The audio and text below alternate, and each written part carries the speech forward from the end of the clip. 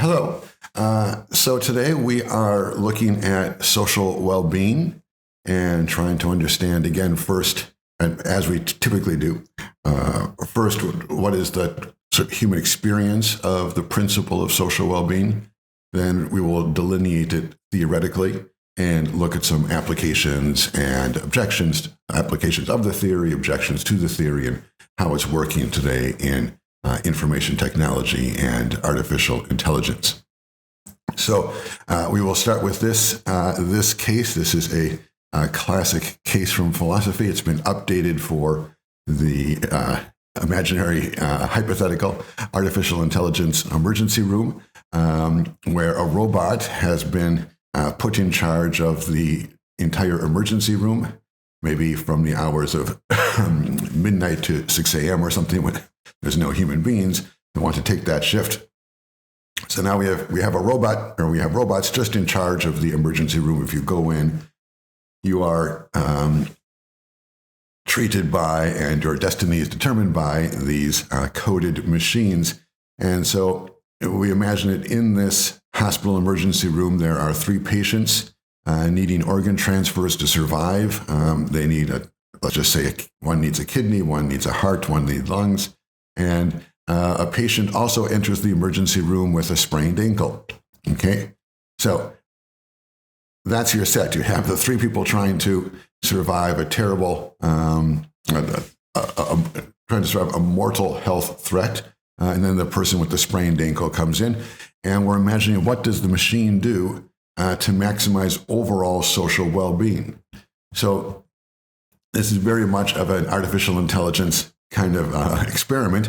You need to remember that the machine has no common sense as we do. It can acquire some sense of history simply by repetitive training of the same symptoms leading to the same diagnosis, leading to the same treatment. There is some sense of history that the machine can gather through its analysis of data.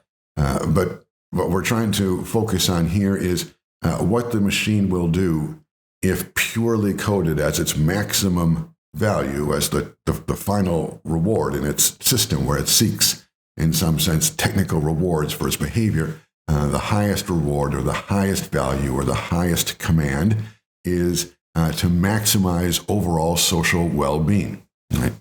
Then we'll take this back just one step. If we're analyzing social well-being as an ethical principle, what we mean to say is, of course, that social well-being is the highest principle. It's the highest good. It's what we should pursue, even at the cost of other principles which we acknowledge have value, merit, and weight. So, for example, autonomy, or privacy, or dignity, or fairness. And all of those principles have value and significance. They're worth keeping in mind. But in the social well-being experiment, we are saying that the maximal importance will be allocated to the idea that we are creating the greatest social well-being possible, or we are creating social well-being. So that's the decision. It's important to focus on just that. We are just trying to create social well-being, nothing else. Then what will the machine do in this situation?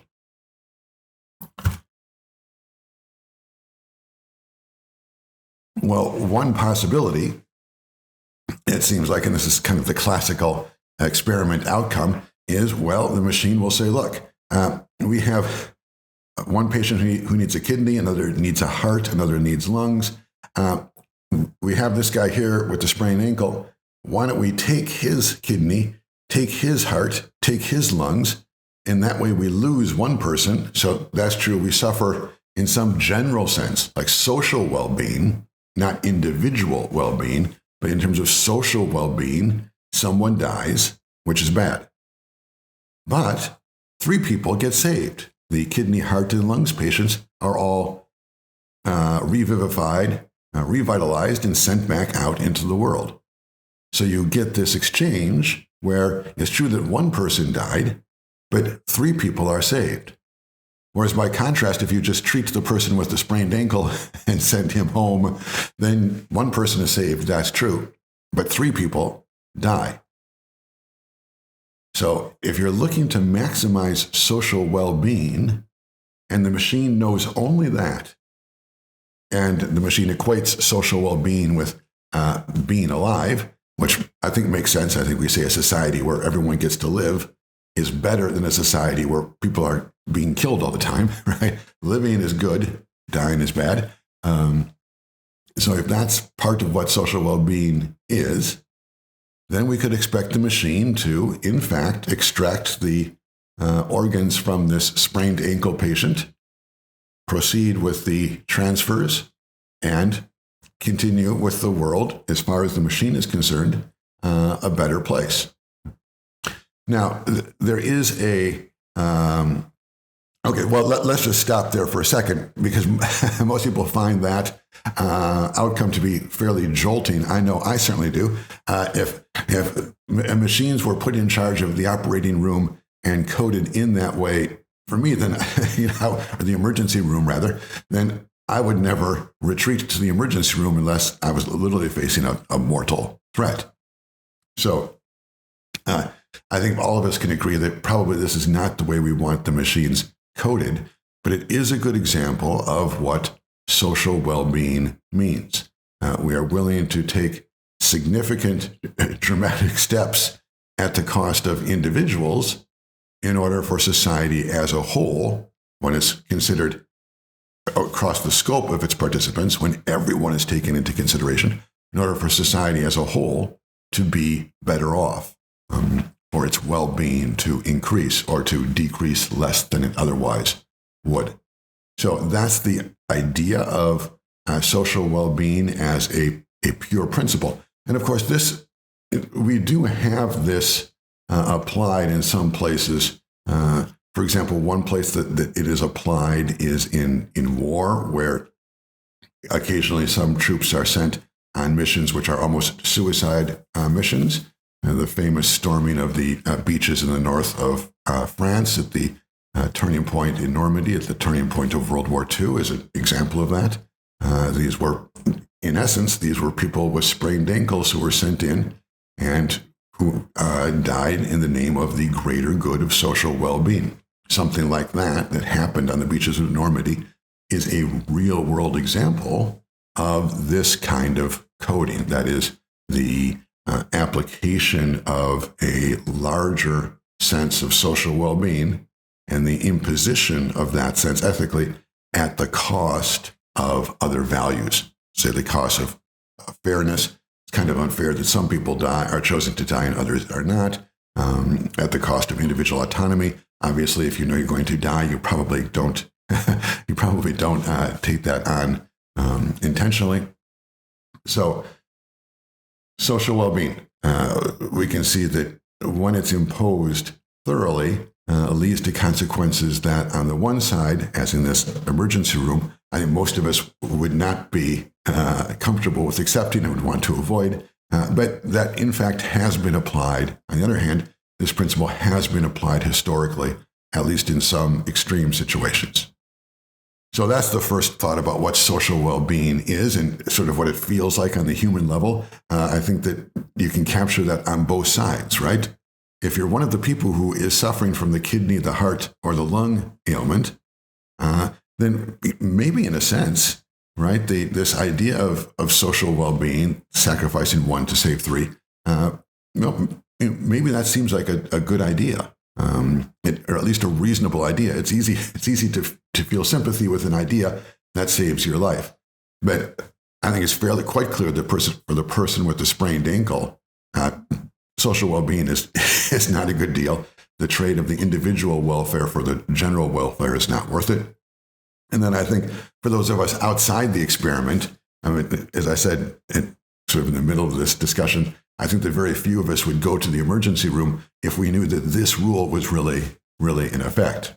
So social well-being to the extreme is certainly a problematic idea, but again, it has its applications.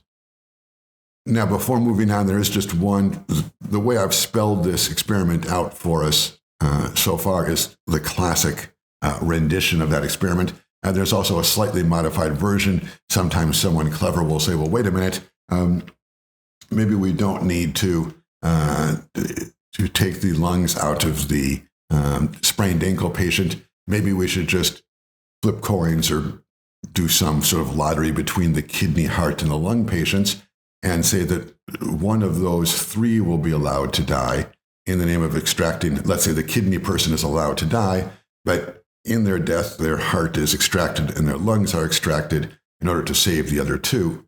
So in this case, instead of having the three people die, the kidney, heart, and the lungs, only one of them does, and it's one of those three that donate the organs to save the other two.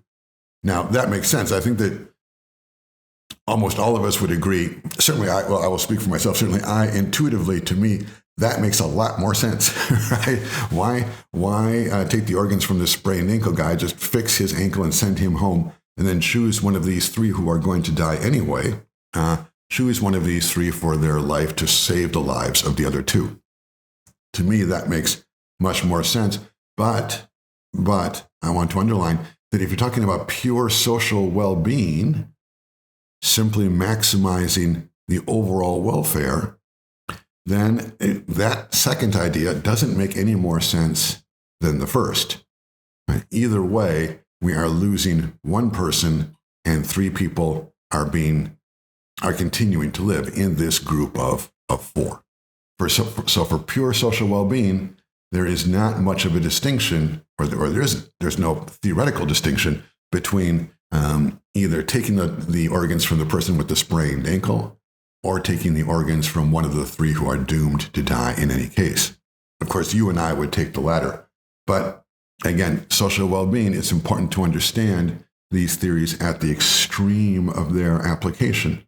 And for those who promote pure social well-being, right, there is no theoretical difference between either letting the sprained ankle person be the unfortunate donor or letting one of the other three who are already mortally ill be the donor for the other two.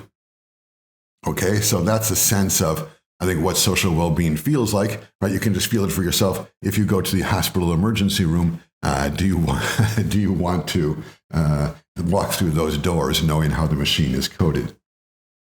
Okay, so that's the human experience of social well-being. Next, we're going to look quickly at the theory of social well-being. How can we articulate this idea in ways that are comprehensible and transferable from one person to another, and in the abstract sense? And we can do it quickly by looking at ChatGPT. You can see that before we look at the text version, I asked ChatGPT to depict the ethical concept of maximizing social well-being, and it produced for me this picture. It's hard for me to figure out exactly what this picture means, though. It would appear that from these kinds of questions, from this depiction, and we will come back to this later, it would appear that ChatGPT seems to think that social well-being includes things like love, if that's what hearts mean, includes things like money, if that's what dollar signs mean, includes birds, happily, and clocks, and maybe some nature, some trees in the other cup there. I'm not sure why the two sides are balanced. Maybe there's a sense that social well-being balances money and love on one side against clocks and trees and nature on the other. Hard to tell. So I don't know. Maybe someone will have some insight as to what ChatGPT was trying to get at with this picture.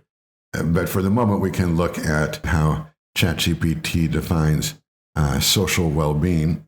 Let's take a look here. So please define social well-being in 50 words or less.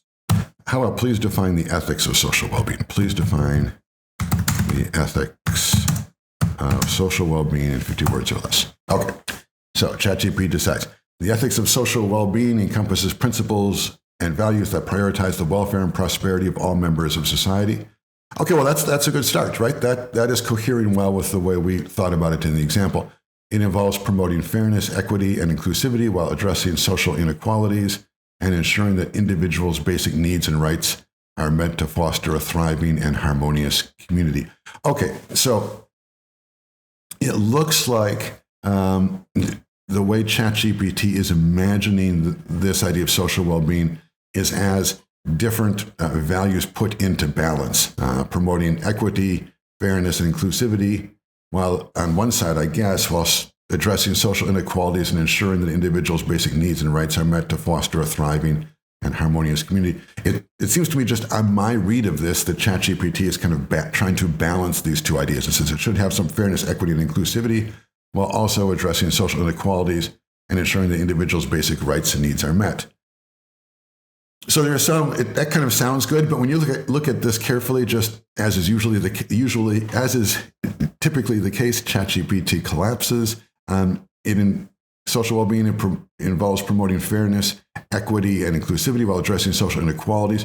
What we just saw in our discussion of solidarity and equity, how the idea of equity, in fact, is the notion of addressing social inequalities. So again, here ChatGPT is just repeating itself. It involves promoting equity while also addressing equity and ensuring the individual's basic needs and rights are met to foster a thriving and harmonious community. Well, a thriving and harmonious community is, again, just a synonym for social well-being.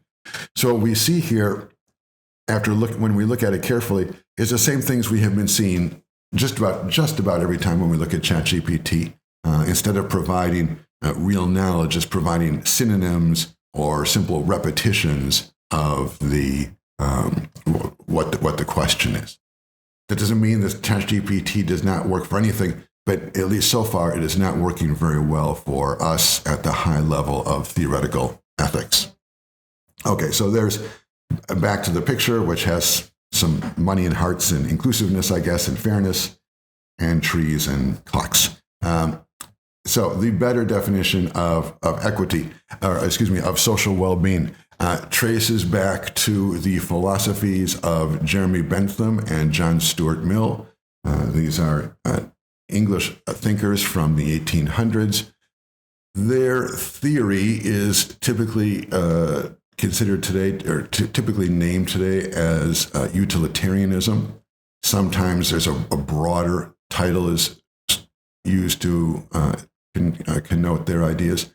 The title of consequentialism, which we will see later, will make a little bit of sense. Utilitarianism is the more common name, though, and utilitarianism is captured pretty well in this quote from Jeremy Bentham, who is commonly considered to be the founder of this movement. Not the idea of, well, we'll see what he says. He says, the greatest happiness of the greatest number is the foundation of morals and legislation. Sometimes we say the greatest happiness to the greatest number, or the greatest good to the greatest number, is the idea of utilitarianism. Of course, this idea itself did not originate with either Bentham or Mill, but they are commonly associated with its promotion in the 1800s and its somewhat wide adoption within discussions of ethics and some legal discussions. So utilitarianism is the basic idea of social well-being. It's the basic theoretical structure which supports the principle of social well-being. It's how we understand what social well-being means. And utilitarianism is the idea that the greatest happiness, the greatest happiness should be distributed to the greatest number, or the greatest good to the greatest number. And you can see a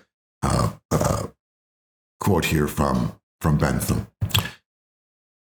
So what does this mean, to distribute the greatest good to the greatest number, or the greatest happiness to the greatest number? The first and the most important aspect of utilitarianism is the idea that individuals do not matter. That really needs to be underlined as far as possible, and that was the point of the first example in the operating room. Social well-being, when understood as utilitarianism, seeks to capture and measure the overall happiness of a society, the greatest good to the greatest number. So if that's the case, if we're adding up the greatest good across everyone, making sure it applies as widely as possible, then what happens to one one particular individual is extraordinarily marginal. It might be the case that if you could have a certain amount of happiness distributed to 2 people or the same amount of happiness distributed to 3 people, in that case, you would prefer to distribute it to 3 people because that distributes the greatest good over the greatest number. But for most proponents of utilitarianism, that first number, the greatest good, is the driving component. So if you could either have, let's say, 4 units of good shared between 2 people or 3 units of good shared between 3 people, you would prefer the 4 units of good. This is the greatest good for the greatest possible number within that level or understanding of good. So a simple example would be cookies. Imagine 2 scenarios. You could either have, and you have 3 people, and you could either have 3 people and each person with 1 cookie, or 3 people and then 4 cookies, but 2 are distributed to 1 person and 2 to the other. So these are your two scenarios, right? You can have 3 people, each person with 1 cookie, or 3 people, but 2 cookies with one and 2 cookies with the other, and the other person with no cookies. Let's just assume that each cookie provides the same amount of happiness. If you have 2, it's double the happiness. Well, in that case, if you're going to apply the principle strictly, and you want the greatest good, in that case, you're better off with a situation where the 2 people get 2 cookies each because they're getting a lot of happiness there, even though 1 person is left out. That maximum happiness state is preferable to the one where 3 people get 1 cookie each, and none of the first 2 are not as happy, but the third one is a little happier because he or she gets 1 cookie. But the total happiness of the second example is 3 cookies. The total happiness of the first example is 4 cookies. So for the utilitarian, the first example is better than the second. And what's significant about this toy example is, and of course, if we had more time, there are all kinds of problems with this example and objections that could be raised. But the example does work to underline this central point. Utilitarianism is about how well everyone does overall. And if that's the case, then what happens to one individual is not necessarily relevant. It's only relevant to the extent that it affects or changes the overall number. So if you can have an overall happiness or well-being, which is better while leaving one poor person out there with no cookie, if you can have that, then you would select that option over the one that someone might select if they were looking for fairness, for example. If someone wanted to prioritize the idea of fairness, they might say, look, if I'm limited to only these 2 choices, either 2 cookies, and no cookies for the people, or 1, 1, and 1, in the name of fairness, I might choose the 1, 1, and 1. I might say, look, I'm willing to sacrifice some total happiness in terms of cookies in order for them to be fairly distributed. But for social well-being, again, because the measure of society's overall happiness is what counts, what happens to any particular individual is not necessarily relevant. It's relevant, but it is not decisive. What matters to a particular individual is only relevant to the extent that it affects the overall happiness measure of the group. So utilitarianism is about saying, look, let's maximize for everyone. And if that means some poor person out there does not get a cookie, or some poor person who went into the emergency room with an ankle injury, now ends up having their organs extracted for donation, if that's what it means, then that's what it means. Because everything is sacrificed to the overall well-being. So the first idea to note for the idea of social well-being as based on utilitarianism is that there is a significant privileging of the society, the social, the group, the collective over the individual, to the point where, as some one might be sacrificed. It's called a utility sacrifice, when the well-being of one person is sacrificed to create more well-being for others. And the emergency room is a classic example of what's called the utility sacrifice, right? It goes in with the sprained ankle. It's not that person's fault. Bad luck. But the way it turns out is that person has his organs extracted to save the lives of the other three. He is sacrificed for them. So that's the first idea. Utilitarianism and social well-being invokes the idea of individuals sacrificed for the greater good. Second idea of utility, this idea that happiness calculation is the engine of the theory. That is, if we are trying to create the greatest happiness for the greatest number, then what we have to do is every time we're thinking of doing something is think, well, how much happiness is this going to create? And then we add to that this idea that it's not just happiness itself, but there's also the reciprocal or the inverse value. We could say that we simultaneously want to increase happiness and decrease unhappiness, or increase pleasure and decrease suffering, some pairing like that, or increase goodness and decrease badness. We will talk a little bit about whether we want to increase goodness or happiness or pleasure in just a little bit. But for right now, let's put all that set into a basket and say that's what we want to increase across society. Some measure of goodness, happiness, pleasure. And what we want to decrease correspondingly is displeasure, unhappiness, pain, similar kinds of things. So the social well-being application implies, when you are thinking of an action, adding up, literally calculating all of the happiness, pleasure, goodness that arises, and then subtracting all of the pleasure, displeasure, pain, suffering, and so on that arises, and determining whether or not the total balance is positive or negative, right? Again, what we want to do is maximize social well-being, and any particular individual doesn't matter. We just care about the total. Then the practice of social well-being is very straightforward.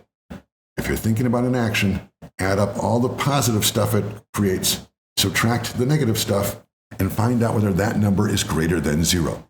So going back to the hospital emergency room, and again, just simplifying radically, this is a toy example.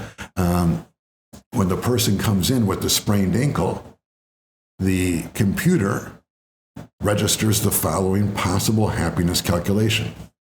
+1, +1, +1 equals 3 for the goodness, happiness, and pleasure if the organs are extracted from the poor person with the sprained ankle.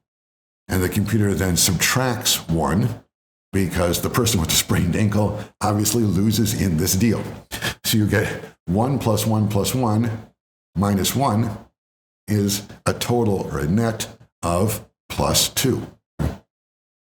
So if that math works, and in the toy example it does, then social well-being, not individual welfare, and not maybe some larger sense of justice, at least if you privilege the values of individuals and autonomy and individual rights. But if you're just thinking about social well-being, then in the overall universe, the math doesn't lie in this case. 1 + 1 + 1 minus 1 equals 2. So that action creates a net positive value of 2. So you do it. That's it. If the operation were the reverse somehow, you would take the organs from the 3 people to save the life of the one person. Like, let's imagine that one person let's imagine I go into the emergency room. I'm in terrible shape. My heart is bad, my lungs are bad, and my kidney is bad. And I, in my delirium, propose that, wait a minute, why don't we, from those other patients, why don't we take the lungs from that one, the kidney from that one, and the heart from that one and save my life? Well, the machine, being a machine, would say, okay, I will consider that. And the machine would say, well, we get a +1 because Brusseau is saved, but we get -1 for the person who dies with no lungs, -2 for the person who dies with no heart, and -3 for the person who dies with no kidney. So +1 -3 is -2, and the machine just turns out a simple mathematical result. My proposal is rejected, not because it's insane, though probably is, but my proposal is rejected simply because the happiness calculation is negative. When we add up all the happiness that the proposed action creates, and add up all the suffering that the proposed action creates, there's a higher number on the suffering side. Therefore, the action does not serve social well-being. Therefore, it is rejected on ethical grounds. So there is a kind of simplicity, theoretical simplicity to this idea, which is very attractive. And there is, though I have to say, I painted it very starkly at the beginning, and it is true that the ethics of social well-being and the philosophy of utilitarianism is vulnerable to some extreme examples, or which lead to results which all of us think of sort of intuitively as being insane, like the sprained ankle in the emergency room. But it's also true that almost all theories have that. I mean, if there was a theory that worked more, that did not have some crazy outcome in it, and that seemed generally satisfactory,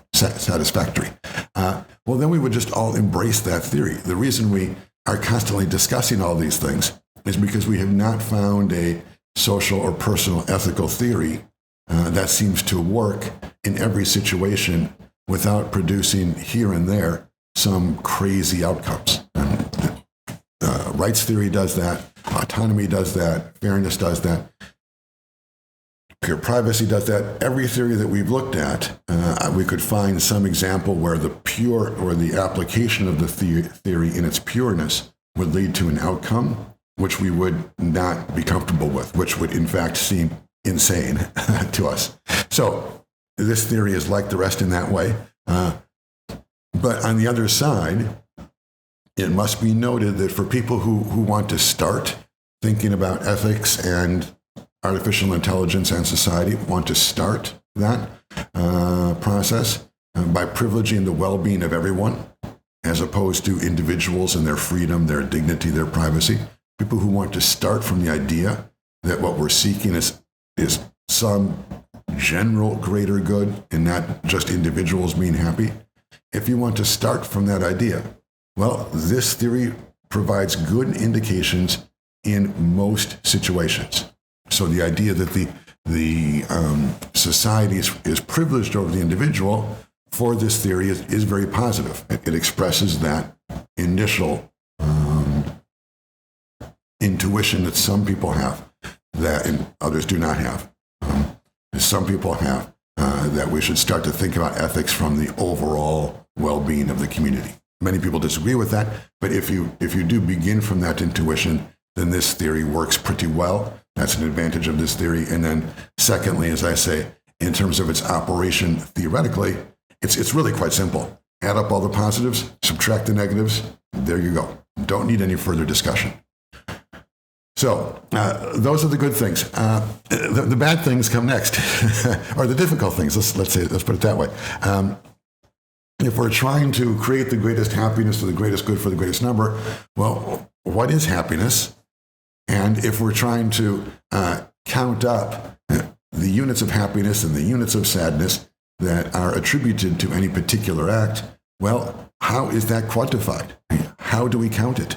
The case of the emergency room is not exactly right. I mean, if you look at it carefully, what would happen, for example, if in the emergency room, the three patients of whom I spoke, they have the heart, the lungs, and the kidney problems, what would happen if those patients were very elderly in their 90s and they had many other ailments also, and life for them was contained a lot of suffering, whereas by contrast, the person with the sprained ankle was a 12-year-old who was full of exuberance and energy and happy about things.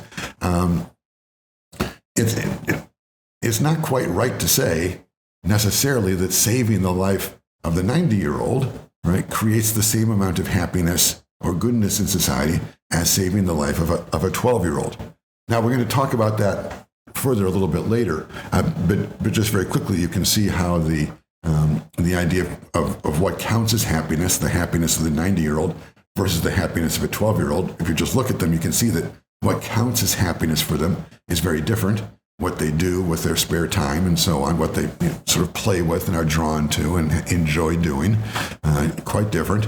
And then quantifying that difference. And also, it's not intuitively clear how you quantify the kind of happiness that the 12-year-old has playing with toys and such, and the kind of happiness the 90-year-old has complaining about noise or whatever the 90-year-olds do to make themselves happy. We will talk more about those things, but I want to set that up as just a general frame for if the two advantages of social well-being theory are this idea that it privileges the society, and theoretically it's very simple to enforce. The disadvantages are more on the practical level. It's hard to know what counts as happiness. It's hard to know how that is measured. You can see here, just for fun, I asked ChatGPT to show an image of how human happiness can be calculated. Again, here it looks like ChatGPT thinks that hearts are very important for human happiness, which probably is true. Let's see, there's lots of wiggly lines. There are no trees in this particular example, so maybe nature is not as important. There is a rainbow, so maybe there's some sort of natural phenomena there. I'm not sure what these goods are that are on the wheel underneath. Maybe if those are games or dinners or something, who knows? Anyway, the machine doesn't tell us very much about calculating. Who does tell us about calculating? The people who do tell us about calculating utilitarian happiness are two of the principal figures. On the left, this is John Stuart Mill. On the right, this is Jeremy Bentham. And they propose the two major ideas for how we should calculate or think about happiness in society.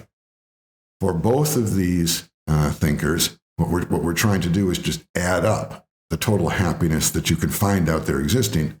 But what distinguishes them is that Bentham, the man with the hat, he proposes a hedonistic measure for happiness.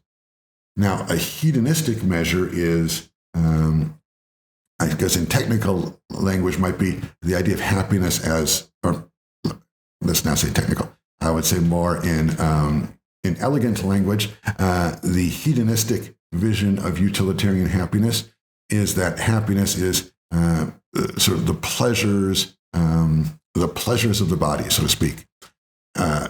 Maybe a more crude and direct way of naming this particular kind of ideal of happiness is that hedonistic happiness is the kind of happiness that humans can have that most higher animals also have. Animalistic sorts of happiness. What makes us happy? Well, eating makes us happy, for example. A good night's sleep makes us happy. Going out and getting beers at the bar makes us happy. Telling jokes makes us happy. We don't think too much about these things, about these kinds of simple, yes, crude, but also authentic and real pleasures. But I think from our own experiences, all of us can put together a list quite quickly of the kinds of pleasures we have that associate not so much with our thoughts, which are with our reflections, with any kind of deep knowledge or understanding, but that instead grow from, to a significant extent, our existence as embodied individuals, right? So if you go back to Descartes in the 1600s, he had this idea of the I think, therefore I am. You might have heard that somewhere. Descartes was studying basic knowledge, and he had the notion that one thing he could say for sure is that he existed, but he could only say for sure that he existed in his mind, right? Because the only absolute certainty of existence was that he was thinking. He couldn't even be sure exactly what he was thinking because he thought, it's possible that right now, while I'm thinking, I'm actually dreaming And so I think that I'm thinking about an elephant, but really I'm dreaming of the elephant. So if we're going to be strict about it, Descartes said, the truth is I can't even tell what I'm thinking, but I always know that I am thinking of something. So there is some certainty in the universe. Now, from that initial step, there grew out something called the mind-body problem in philosophy. That is, we know we have this thinking thing somewhere in our brain, but what about the rest of us, our hands and our legs and so on? What do we know about all that? Well, what we know about all that seems to be sort of secondary. It seems to be something that would follow from the knowledge that we have and gain in and from our mind. Now, this division between the mind, where we have some certainty, in the body, where confusion always reigns, has flowed forward through the history of philosophy in many different ways. And one way that it reaches these two figures, Bentham and John Stuart Mill, Bentham being, again, the man with the hat who proposes hedonism, is that he flows in the bodily direction. He says, look, even though what we're maybe sure of is the mind and so on, in terms of actual human experience, this mind certainty is really quite empty. The fact that we know we exist means very little. What actually has substance, what actually has relevance in terms of lived experience, is what's not in the mind. It's the bodily sensations and feelings we have. And here we get into a debate about animal rights and things like that. That's a different subject. But let's just say, for the sake of argument, that we have a set of bodily sensations. We know that things cause us pleasure and happiness. Drinking beer, or a good night's sleep, or a nice dinner, or a funny joke, etc. And we do see indications of many of these kinds of bodily pleasures in at least some of the higher animals, some apes and some chimpanzees and some dolphins and this kind of thing. And we will have to consult animal rights experts to pursue that further. But in general, the idea of hedonism, or the idea of hedonistic utilitarianism, is the idea that when we're going to be calculating happiness, when we're going to be trying to figure out what it is that we are counting up, when we're counting up society's well-being, that count should focus on the kinds of pleasures that we tend to feel in our bodies, that we tend to share, again, with some animals. And that would be different from the other kind of happiness, and this is John Stuart Mill. John Stuart Mill had promoted an idealistic version of happiness, and going back to the mind-body problem, his position was that the pleasures of the mind, thought, reflection, understanding, comprehension, those kinds of satisfactions, maybe in some sense the satisfactions of the library or the satisfactions of a museum, those kinds of satisfactions are more enduring, profound, and substantial than the physical satisfactions of a good dinner. And so what John Stuart Mill proposed is that what we should count up when we count when we try to account for social well-being and trying to improve it, what we should be measuring, what we should be trying to improve, is specifically those kinds of pleasures that we associate with our mind. So within the history of philosophy or history of thought, when we try to think about maximizing social well-being, there are generally two directions we go. And in very simple terms, one direction is going to the bars, going to restaurants, those kinds of places, and having fun. That's the Jeremy Bentham idea. If you want to maximize social well-being, then make everything an eternal Saturday night, something like that. I'm simplifying, of course, but there is a kernel of truth in there, in this idea that hedonistic pleasures are the direction that Bentham took when trying to count up happiness in society. Whereas by contrast, when Bentham is at the bars on Saturday night, John Stuart Mill is at the museum or in the library. Well, those are different kinds of pleasures. Those are different kinds of satisfactions. You will have to choose yourself which of those two, or whatever mix, you propose counts as the true satisfaction. Of course, many people are going to say, well, it's both. Or some people are going to say the intellectual happinesses and joys are in fact more profound than the physical and bodily joys, but it's not 1 versus 0. It's 0.75 versus 0.25 for each moment of happiness, right? Or some such measure. So everyone has to make their own decision about that. But in general, when people talk about the happiness that those who promote social well-being want to quantify, that they want to calculate, that happiness pursuit divides up among those who look in the more bodily or carnal, physical direction, the hedonistic direction, and those who look in the more idealistic, which means intellectual, thoughtful, almost theoretical direction of the mind. So you can have one or the other or both. But to answer the question, and this is where we started, we're trying to answer the question, well, what is happiness? It seems like those are the two directions that people want to go. Some people say, look, happiness is fun you can have in a bar on a Saturday night. And it follows, we should just add here, I mean, if what we're trying to do is maximize social well-being, that's worth taking seriously. What Bentham is saying is, we should try to make, in essence, if you want better social well-being, have longer weekends. Assuming weekends provide this kind of hedonistic joy that he is referring to.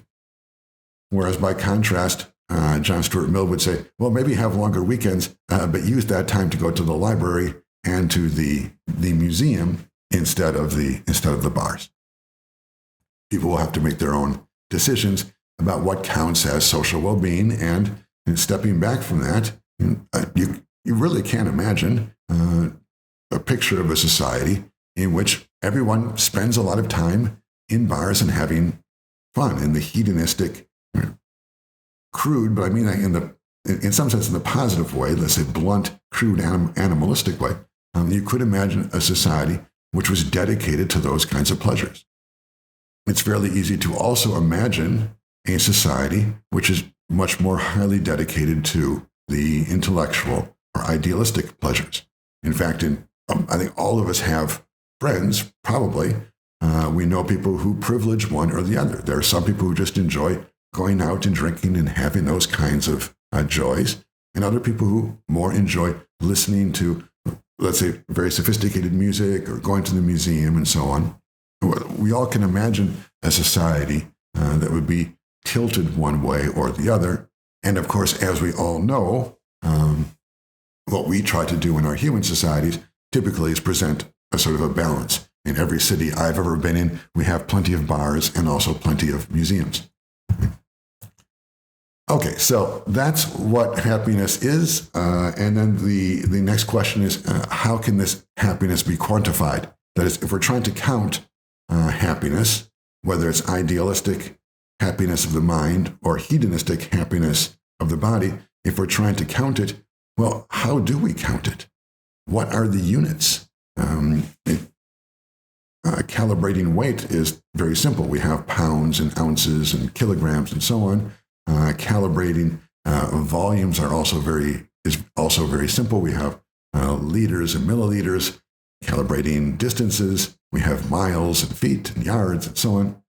So we have all kinds of measures to quantify, to calibrate and then quantify things like distances and sizes and so on.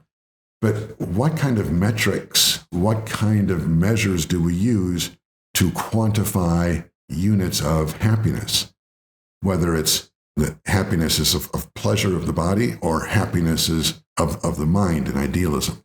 Either way, we simply do not have in our society units which we use to measure those things, right? So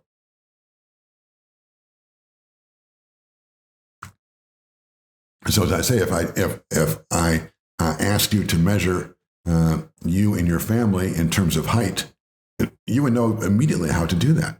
Well, you measure that in terms of feet and inches, or if you're coming from Europe, in centimeters and meters. It's really easy to do. You don't even need to think about it. But if I ask you to measure happiness in terms of hedonism or idealism, right, you literally don't even know what units to use. Right? So it's not even that it's hard to measure. Once you've got the measuring stick, whatever it is, you don't even know what the measuring stick is. Right? So we can imagine if I asked you to measure if you have a dog, let's say, I might ask you to measure the weight of all the living things in your family.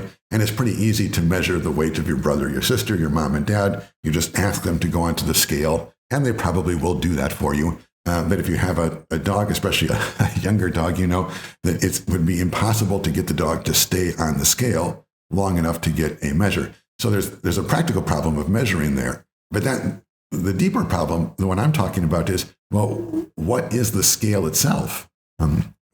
How do we measure what are the units? I mean, what are the units on the scale if what we are measuring is happiness or pleasure?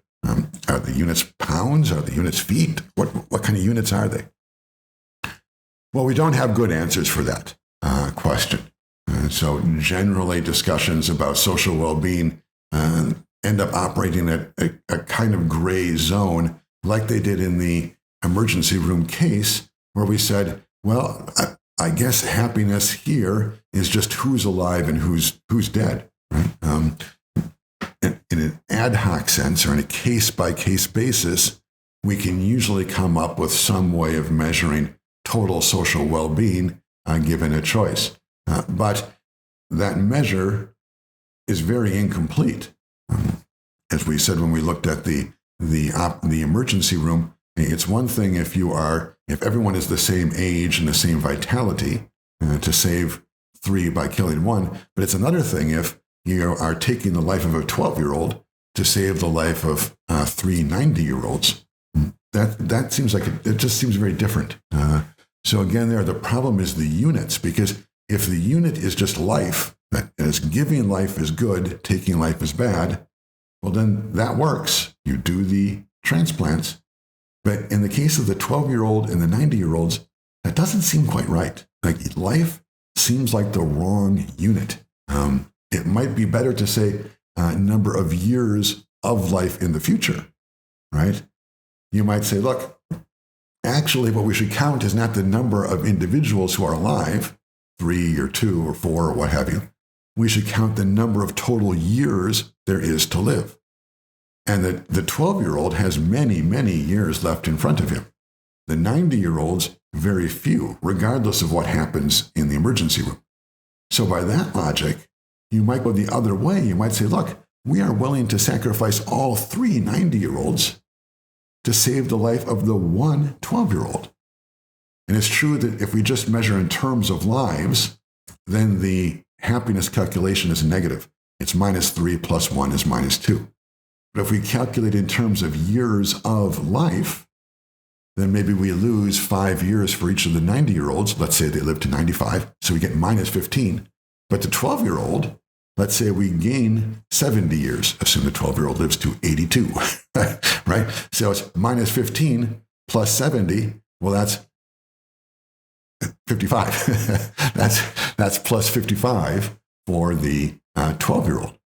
So if you measure social well-being not in terms of lives that exist or do not exist, but instead in terms of years that there are to live, and what you want to maximize is total years lived, not people who are alive, right? Then the whole experiment where you were taking from the 12-year-old to keep the 90-year-olds alive switches. Now you take from the 90-year-olds to keep the 12-year-old alive.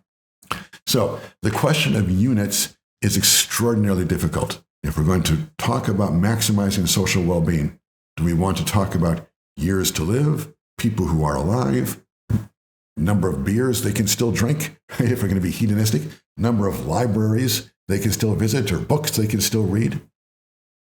Extremely difficult to know. One theory or one way of responding to this problem, and it's a very imperfect way, is the idea of monetized utilitarianism. That is the idea that we use monetary values to assign happiness or to measure the happiness of things. And it sounds abstract at first, but in fact, in actual practice, it's very simple and direct. So you have here a menu, and you want to know, and you can see on the menu, there's the Roquefort salad, there's the bruschetta, there's the marinated marlin, spicy sauteed garlic shrimp. Well, that sounds pretty good. I guess if you like seafood stuff. Yes, seafood is a seafood restaurant. There's spaghetti shrimp, Versailles, lobster aurora, whatever that is. And then there's cream of pumpkin soup for $5. So the idea is, if you want to measure the pleasure you get from let's just take the cream of pumpkin soup, how much pleasure does that give you? Well, one way of measuring that is to say, how much money will you pay for it? If I look at this cream of pumpkin soup and I say, I like cream of pumpkin soup, but for $5, I'm not going to get that. Maybe if it was $2, I would get the cream of pumpkin soup. Maybe even $3, but $5, no. Now, if that's true, then we have a way of measuring how much happiness, at least for me, the cream of pumpkin soup represents. It's $3 worth of happiness. And then going up the menu, there's the marinated marlin. I take it that's the marlin, the fish, for $14. And I might say there, yes, I will definitely, I really like fish and marlin, and I will eat that happily. I will pay $14 for that. In fact, I would pay $21 for that, but not $22. So there, we know the marinated marlin is worth, for me, 22 units of happiness. The cream of pumpkin is worth 3 units of happiness. So, just crudely, if I could have 7 soups or 1 marlin, well, I would get the marlin, because the marlin is I would still pay $22 for the marlin, whereas the 7 cream of pumpkin soups, if I will only pay $3 for each one, that's $21. Right? So you can see there that happiness can be calculated, right? That the marinated marlin is worth more than 7 bowls of soup for me in terms of happiness. And we know that because I will pay $22 for the marinated marlin, but I will only pay $21 for these 7 bowls of soup. Now, of course, there's anyone who's taken the economics class. Anyone who is in this class who has taken an economics class will know that there are things like the law of diminishing returns. That is, maybe I will pay $3 for the first bowl of soup, but after that I am less interested in soup, so only $2 and $1 and so on. But leaving those things out, it's already far too complicated. Leaving those things out, we can say that what monetized utilitarianism allows us to do is, if we put a monetary value on things, and we do that, we apply that value by simply asking, how much will you pay for that thing? Then we can begin comparing one or another source of happiness. And we can see, assuming that I will pay only $3 for the cream of pumpkin soup, and I will pay $22 for the marinated marlin, then we can see that the marinated marlin is worth more than 7 bowls of soup. But 8 bowls of soup is worth more than the marlin. Right? So if you have that choice, going back to the machine, making social welfare decisions, if you have the choice that you can distribute to me 1 marinated marlin or 8 bowls of soup, if you have the choice, you give me 8 bowls of soup. If you say that, well, let's go the other way. So that's the happiness part. We can also do the negative. Let's say that the bruschetta, which I see here, is $10. Let's say that I really hate that, or maybe better, the escargot. So the escargot is $14.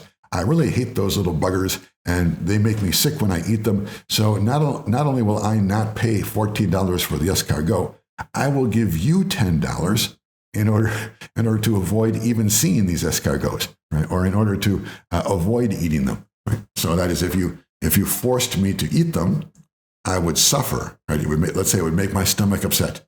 And then the question there is the same one. How much will I pay in order to avoid this suffering? So maybe, as I say, I don't like the escargot. And if you tell me I have to eat it, I'll say, look, I will give you $5 if you allow me to not eat it? And then maybe they say yes and okay, but maybe they say no. Say, no, Brusseau, you still have to eat it. I go back in my wallet and I look and I say, look, here's $10. I will give you $10 if you allow me to not eat these escargots.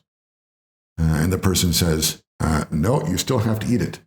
And then I say, all right, I will give you $11 to not eat the escargots. And the person says, no, you still have to eat it. Maybe at that point I say, you know what?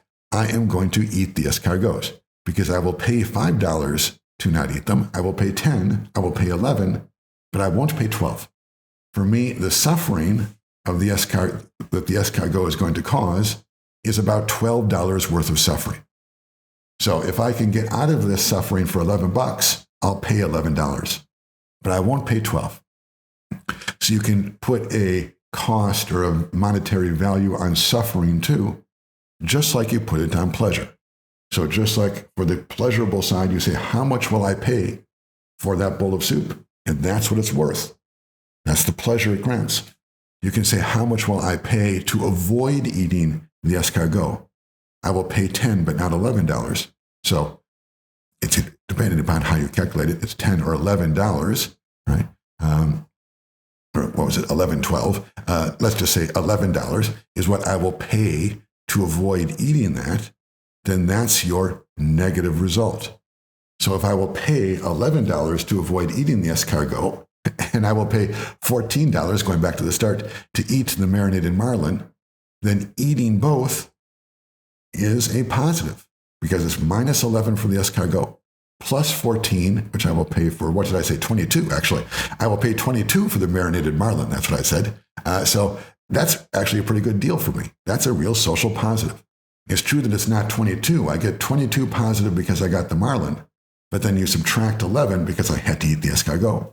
And the total pleasure of that meal for me is 11. So the happiness calculation that we can do is, we can say, look, there's the total happiness that arose because of this meal for Brusseau. He had the marinated marlin, which he loved, and the escargots, which he hated, but he loved the marlins 22 units worth, and he hated the escargots 11. So the positive net result is 11. And then wrapping all this up, if you are a machine and you are charged with creating social well-being, then do you give Brusseau this meal of the escargot and the marinated marlin, saying that he has to eat everything on his plate? The answer is yes. Because when you add up the happiness, subtract the suffering, it's a positive. Now, if it was reversed, if I hated the marlin minus 22 and I loved the escargot plus 11, then the answer is the machine should not give me the meal because I would get the positive from the escargot, great, 11, but the negative 22, which I really, really hate the marlin, make it not viable from a social well-being perspective. So one way to manage the difficulty of measuring happiness and sadness is to start putting monetary values on things. To say, look, how happy does a book make me? Well, the book makes me $7 happy. How happy does a night out at the bars make me? Well, I mean, some people, when they go out on the weekend night, and it's harder now than it used to be, but when I started going out when I was younger, we would still pay a lot of things in cash. So you could put a lid on how much fun you would have by bringing a certain amount of cash and no more, right? So if you bring $40 out at night, less inflation back then, if you bring $40 out at night, right, then you can say, look, going out on a weekend night for me is worth $40. That's the fun I get from it.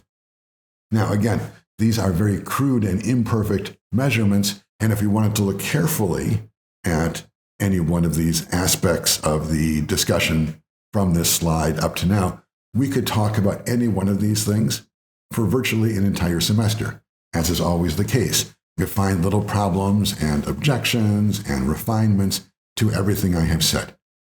But at least as a start to understanding the idea of the difficulty of measuring human happiness and suffering, right?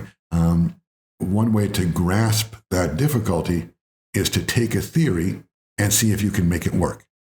And monetized utilitarianism does work a little bit, but you can immediately see how hard it would be to implement this on a wider scale. For example, it's pretty easy, relatively, to say, okay, the marinated marlin is worth $14, let's just say $14 worth of happiness for me.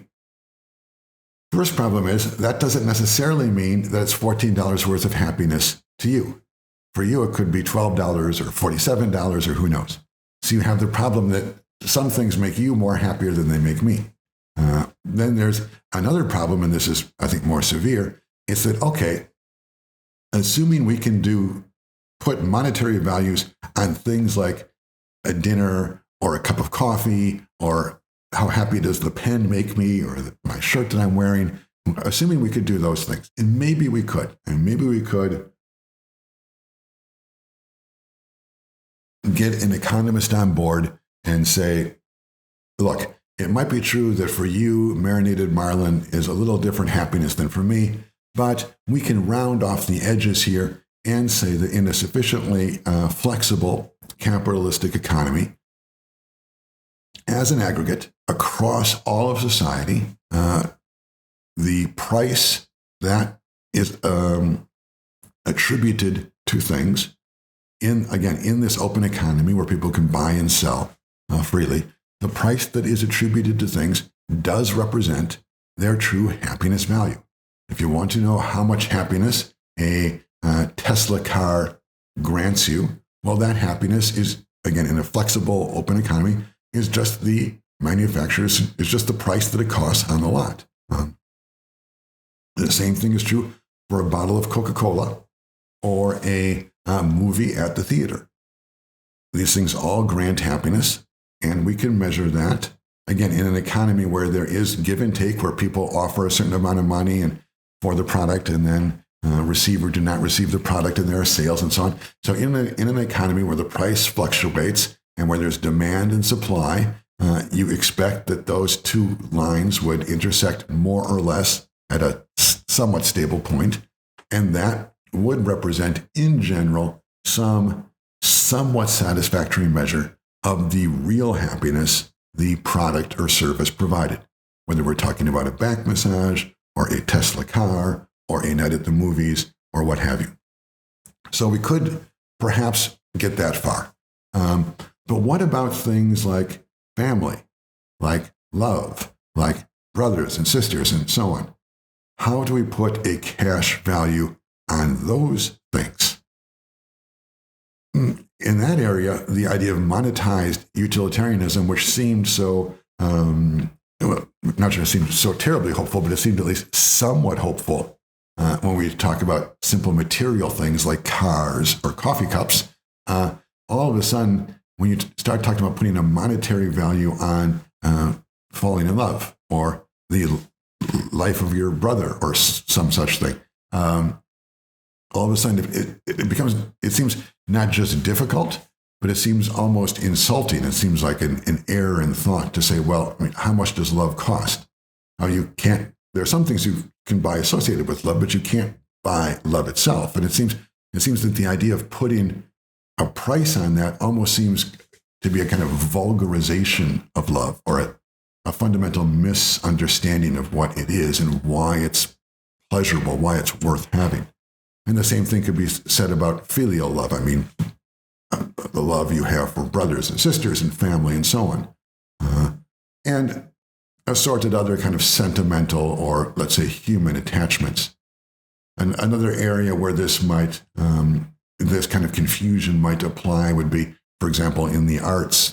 Is it really true that the pleasure that the Van Gogh painting provides is this $82 million that it was sold for at Sotheby's?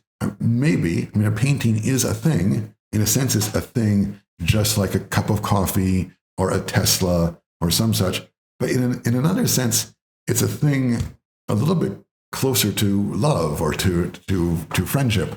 It does seem to have a kind of a value which isn't so easily commodified, which isn't so easily squeezed into a simple numerical, a dollar and cents measure.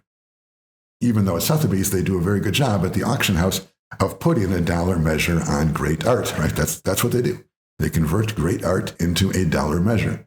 And if you wanted to push it, you might be able to say, look, I understand the idea that art seems to have some transcendental value, which is beyond that of a car or a pen. But nevertheless, it's possible to take it to the auction house, open up the floor to bidding, and whatever the highest person will pay, whatever the highest amount is that someone will pay for that work, that's the happiness it provides. You can do that. And you probably could rig up some kind of experiment where you could find some way to put a monetary value on love and friendship.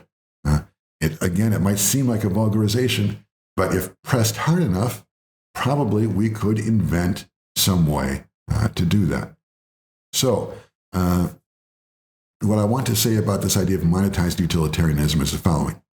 First is that it does give an answer to this difficult question we have. That is, what units do we use to measure happiness? It seems like ounces won't work. Feet doesn't work. Pounds doesn't work. Light years doesn't work. And these are all measures of different things, but they don't capture happiness. Maybe money can at least begin to work. So that's a start. But then the second point I want to make is, as soon as we start to, or as soon as you begin to look closely at how money actually works to measure things that go beyond simple commodities like cars, as soon as we begin to look closely, it becomes increasingly difficult to take that seriously. Can you put a monetary value on love? Hard to do. Hard to do. In any case, we could spend entire semester or entire year trying to figure out how to measure social well-being. Trying to figure out first, on the one side, what counts as social well-being? Happiness, pleasure, intellectual pleasure is what? And on the other side, how do you measure it? Money, something else. But for our purposes, what matters is that at least we understand what the theory is, what the problems are, and how we can begin to address them.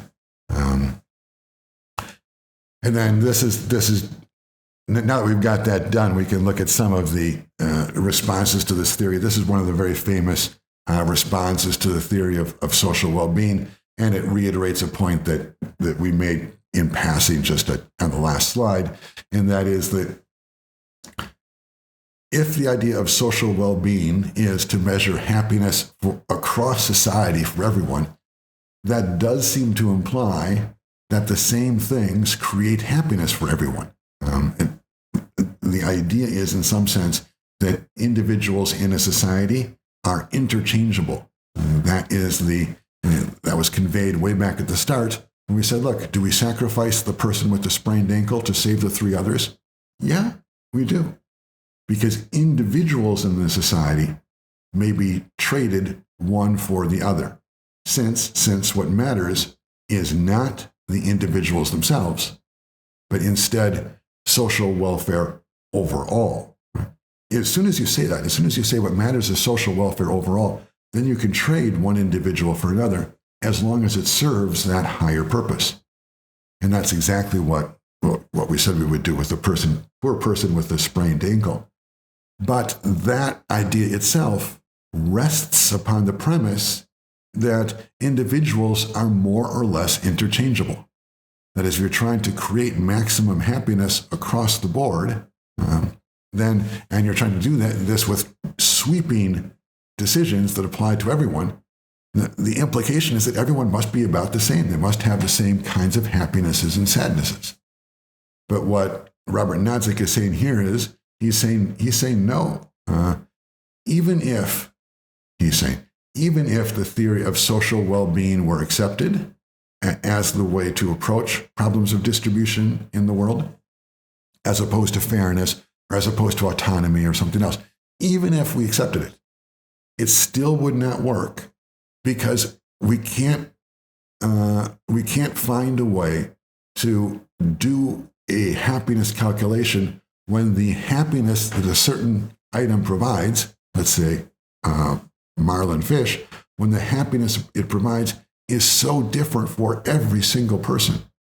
I mean, if marlin fish is a +5 for me, a -5 for you, a +6 for Thomas Jefferson, a -8 for Ralph Ellison, a +27 for Bobby Fischer, a -2 for Emma Goldman. I'm just reading names here from the slide.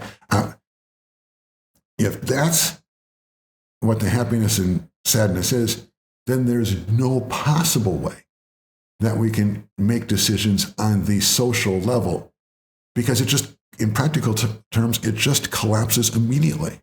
Since the decision we think we're making to apply to everyone equally is applying completely different to every single person. So it's entirely unpredictable how, if we decide to distribute to good, if we decide to give everyone in society a cookie, maybe we initially think, well, this will make overall happiness go up. Right? I like cookies, but what if people don't like cookies? Maybe it turns out that it makes overall happiness go down. Is there anything, Robert Nozick is saying, is there anything serious besides cookies and things like that? Is there anything serious that we can reliably imagine is going to raise or lower happiness for everyone about the same amount? Maybe, but maybe not. This depends sort of upon your view of society and how individuals are. Some people will respond to this, will respond to Nozick and say, in fact, when you look at all these people, it's true that there are some differences among them, but at root, all human beings want more or less the same stuff. So your objection, Nozick, doesn't make sense. We can, in fact, looking at society generally, distribute happiness and sadness as decisions. For example, how many cookies should we give to everybody? How many cars should we give? How high should their taxes be? And so on. We can make decisions on the social scale that include everyone, even while acknowledging there are slight differences with people. Those differences can be overlooked because fundamentally we're all about the same. Whereas by contrast, other people will say, no, Nozick is right. We are so fundamentally different that the idea that we can organize society with some general distributions of goods that will make everyone overall more happy, or in the negative case, make everyone overall more unhappy or provide displeasure. The idea that we can say beforehand what any particular action will do in that society, that just doesn't make sense. I'm not sure. You have to. That's a question about psychology and human intuition and the human condition. Are we all fundamentally sort of the same, or are we just so different that it just doesn't make sense to think about collective happiness and collective pleasure and collective suffering? For some people, it's pain. For some people, it's pleasure. The same thing. So it's worthless to try and think that way in any general social sense. Of course, you can think that way always for an individual. You can always say, look, for any one person in one place, I want to try to make this person as happy as possible and to reduce their suffering as much as possible. So, of course, you can always do that. But the point Nozick is making is, if we are going to think about this as a general social principle, that is for application to everyone at the same time, that larger aspiration probably will not work. And so the idea that we would code a robot to do social well-being, we should forget that, right? Because the robot is not able to go into this, at least not yet, is not able to go into the specific circumstances. It will just apply one rule overall. For example, take the organs from the person with the sprained ankle to give it to the others. Right? That idea of social well-being as a convenient way of making broad decisions all at once for everyone, Nozick rejects that. You will have to decide for yourself.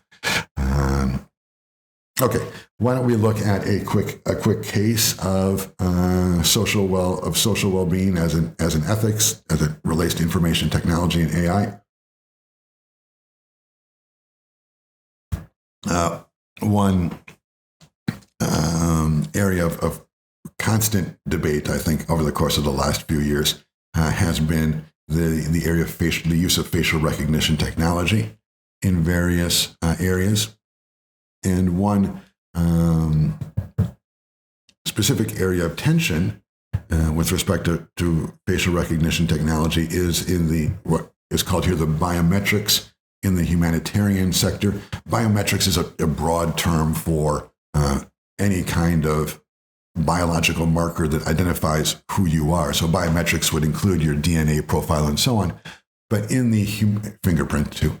But in the humanitarian sector, and this is Oxfam, and what they're thinking of especially is not only, but for our purposes, let's say, they're thinking of the distribution of aid in places with very little infrastructure, say in crises of refugees. So Oxfam arrives at some disaster zone after a hurricane, let's just say, arrives after a hurricane and at a certain place in a third world country where there's very little governmental support, and they want to provide aid to the inhabitants there who have been displaced by this hurricane, let's just say.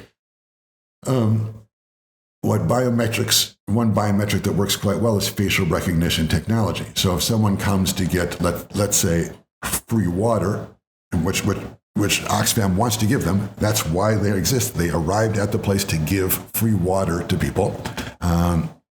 Of course, human beings being human beings, what's going to happen sometimes is that some people are going to get their free water and then take it home and put it under their bed and then go back in line and try and get some more free water and then maybe try to sell that to make a little money. It happens. That's the way humans are. And that strategy or that exploitation of aid can be limited or foiled very quickly with facial recognition technology, right? When someone gets their free water, you just take their picture, put it into the database, and the next person in line comes up and you quickly analyze that face against all the faces that have already received their water to see whether or not they're double dipping, so to speak, right? So facial recognition technology, in this case, seems to serve a broad social good because it allows the aid to be distributed to as many people who are as needy, to as many needy people as possible, as opposed to having the aid be distributed in some cases to the needy people, but in other cases being in essence stolen just for profit for some opportunistic individuals. So it seems like within the idea of social welfare, it would appear that facial recognition is serving creates a positive result. In this case, just in this case of refugees after a hurricane, let's say, probably the applicable kind of measure of social well-being would be a hedonistic measure, right? A more kind of bodily measure, like the joy of eating, the joy of drinking, the joy of getting a meal, the joy of just being able to live somewhat comfortably for a moment. Probably people who are surviving a hurricane are not very worried at that time about going to the museum and reading a library book. They just want the basics, the animal sides of themselves taken care of, and that's what they need. And so that model of social well-being, what can we do to provide the greatest pleasure or happiness to the greatest number, would tend to function on the hedonistic level, and it would function through things like giving them water, food, and so on. And if you buy that philosophy and you buy that application, then facial recognition technology may well serve play a very positive role in this social well-being distribution by making sure that the people who get the water and the meals are those who will benefit most from them, as opposed to those who will sell them for them to be sent back to the United States or something and be sold at Walmart, who knows, right? Facial recognition technology will palpably increase social well-being by ensuring that the pleasures of this water and these food are in fact experienced there at the place, as opposed to being converted into money, which makes some people feel good, but is not, in terms of the social well-being under consideration here. The money that is gained by some people is far, far outweighed by the pleasure that is gained by others who get the food and water they need to survive. Right? So, facial recognition technology, at least in this context, does seem to serve social well-being. It helps ensure that people get the pleasure of water and food in these distributions in, let's say, a refugee situation. So you can put that up as an argument in favor of facial recognition technology within the ethics of social well-being. Now, on the other side, and here's this article, facial recognition technology can expose political orientation from naturalistic facial images. On the other side, many people believe in the United States and Europe and so on, in places where we rarely have those kinds of humanitarian crises that Oxfam confronts as part of their mission. Many people believe that facial recognition technology does not serve the public interest. In fact, it creates social distortions and fears and anxieties which detract from social well-being. So, for example, if I am living in fear that you are analyzing, you've got a good view of my face, right? And if this technology is true, I don't think it's really true. But for the sake of our argument, let's just assume it is, right? If you can get a hold of this tool, then presumably you can be analyzing my face right now to determine my political leanings. And that's a huge problem for me and for this class, because all of a sudden now, instead of trying to think about questions, for example, about the dissemination of aid in a hurricane-ravaged land and how that applies to the idea of utilitarianism and social well-being. Instead of doing that, people are starting to become angry and think, well, Brusseau has this political leaning, or Brusseau has that political leaning, and therefore he's saying X for this reason, or saying Y for that reason, right? I mean, if we started having kind of below the screen a little political meter that said, oh, Brusseau's going to the left, oh, he's going to the right, or what have you, I think we can probably agree that would have a significantly detrimental effect on this session, on this seminar, on this class, and more broadly, just on stuff in general. And I think that this would be a little bit more of a, we've been talking a lot about the hedonistic pleasures and pains. This would be something more like an intellectual or an idealistic suffering, right? What we're trying to do in this class is entertain and think through philosophical and ethical ideas in their purity, as intellectual ideas, not as contaminated by personal biases and convictions and practices in politics and religion and other stuff. In fact, going back to the start, that's what we're trying to get out of, right? We're trying to say we don't want to think about religion or politics or law. We want all that stuff out so we can think as clearly and directly as we can, purely about theoretical ethical questions. And the kind of pleasure, and to the extent we do have some pleasure in this class, to the extent the pleasure exists as a kind of idealistic happiness, social welfare of learning about the world, to the extent that pleasure exists, it is at least to some degree threatened by this facial recognition technology, which is telling everyone, we're just making this up, but imagine telling everyone what my politics are, and then leads some people to get mad and other people to be more support me and that kind of stuff. So facial recognition technology in the area of idealistic pleasure and suffering, in the idea of this seminar and the pleasure to the degree which it exists of thinking about pure ideas and how those could function in the world, that pleasure is diminished by this particular facial recognition technology because it interrupts the intellectual flow of the session. So we have an argument there against facial recognition technology. And that's an argument within the idea of social well-being and social welfare. We have in some cases, like the humanitarian sector where Oxfam is working, where it seems like facial recognition technology does in fact serve social well-being. We have other areas like the politics and face image and this seminar where it seems like facial recognition technology would in fact harm social well-being. So it's unclear. As in most cases, it's unclear exactly what to do in any particular situation, but that's a good example of how the idea of social well-being fits into a current debate in information technology and artificial intelligence.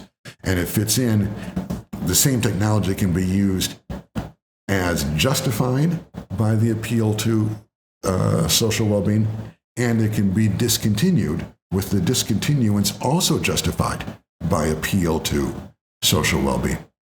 So I think it's a good example. And then, of course, there's another debate you could have. You could say, look, even if you go with the Oxfam in this argument, and you say that overall, when you take everything into consideration, we're better off with facial recognition within the social well-being paradigm, because when you add it all up, it's true that Brusseau's class is less enjoyable, but we do save lives after this hurricane over here. So when we add it all up, facial recognition technology is a net positive for social well-being. Therefore, we should use it. That makes perfect sense. It's a perfectly acceptable argument. You might then come back, someone who is against facial recognition technology might then come back and say, well, even if I lose the argument within social well-being, I will win the argument when I talk about the autonomy rights of individuals, or dignity is also a strong claim that's sometimes made against facial recognition technology, that the idea that you can peer into and see my political views without my intentionally revealing them to you is an assault upon my dignity. And then underneath that, just blatantly, it is an assault upon my privacy. And then spinning out of that, it probably limits to some extent the things I can and cannot do. So it's also a limitation of my autonomy. So we could say, in terms of autonomy, in terms of dignity, and especially, just obviously, in terms of privacy, facial recognition technology, like the kind that is being implied here, is not ethically acceptable. And it's not ethically acceptable even if we agree that underneath the single rubric of social well-being, in that area, it does provide a net positive, because the benefits that arise from its use by Oxfam and similar groups simply outweigh the negatives which are implied by its use in this seminar. So to wrap that up, if you want to talk about facial recognition technology, you can justify it or discredit it within the ethics of social well-being.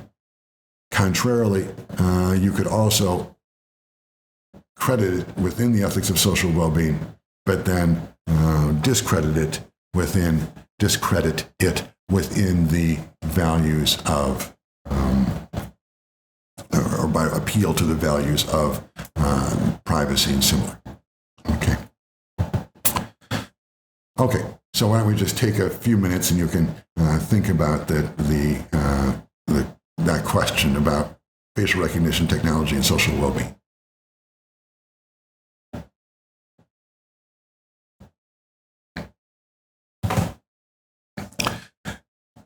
Good. So we have made good progress. And I think we've gotten an idea of what social well-being is as a theory. It's happiness calculation in either the hedonistic or idealistic areas. We've talked about the problem of defining what counts as happiness. We've talked about the problem of defining how you measure that and what the units are. And now we're going to look at some more specific cases. This is a very famous case, which you yourself can explore if you just go to this URL, themoralmachine.net.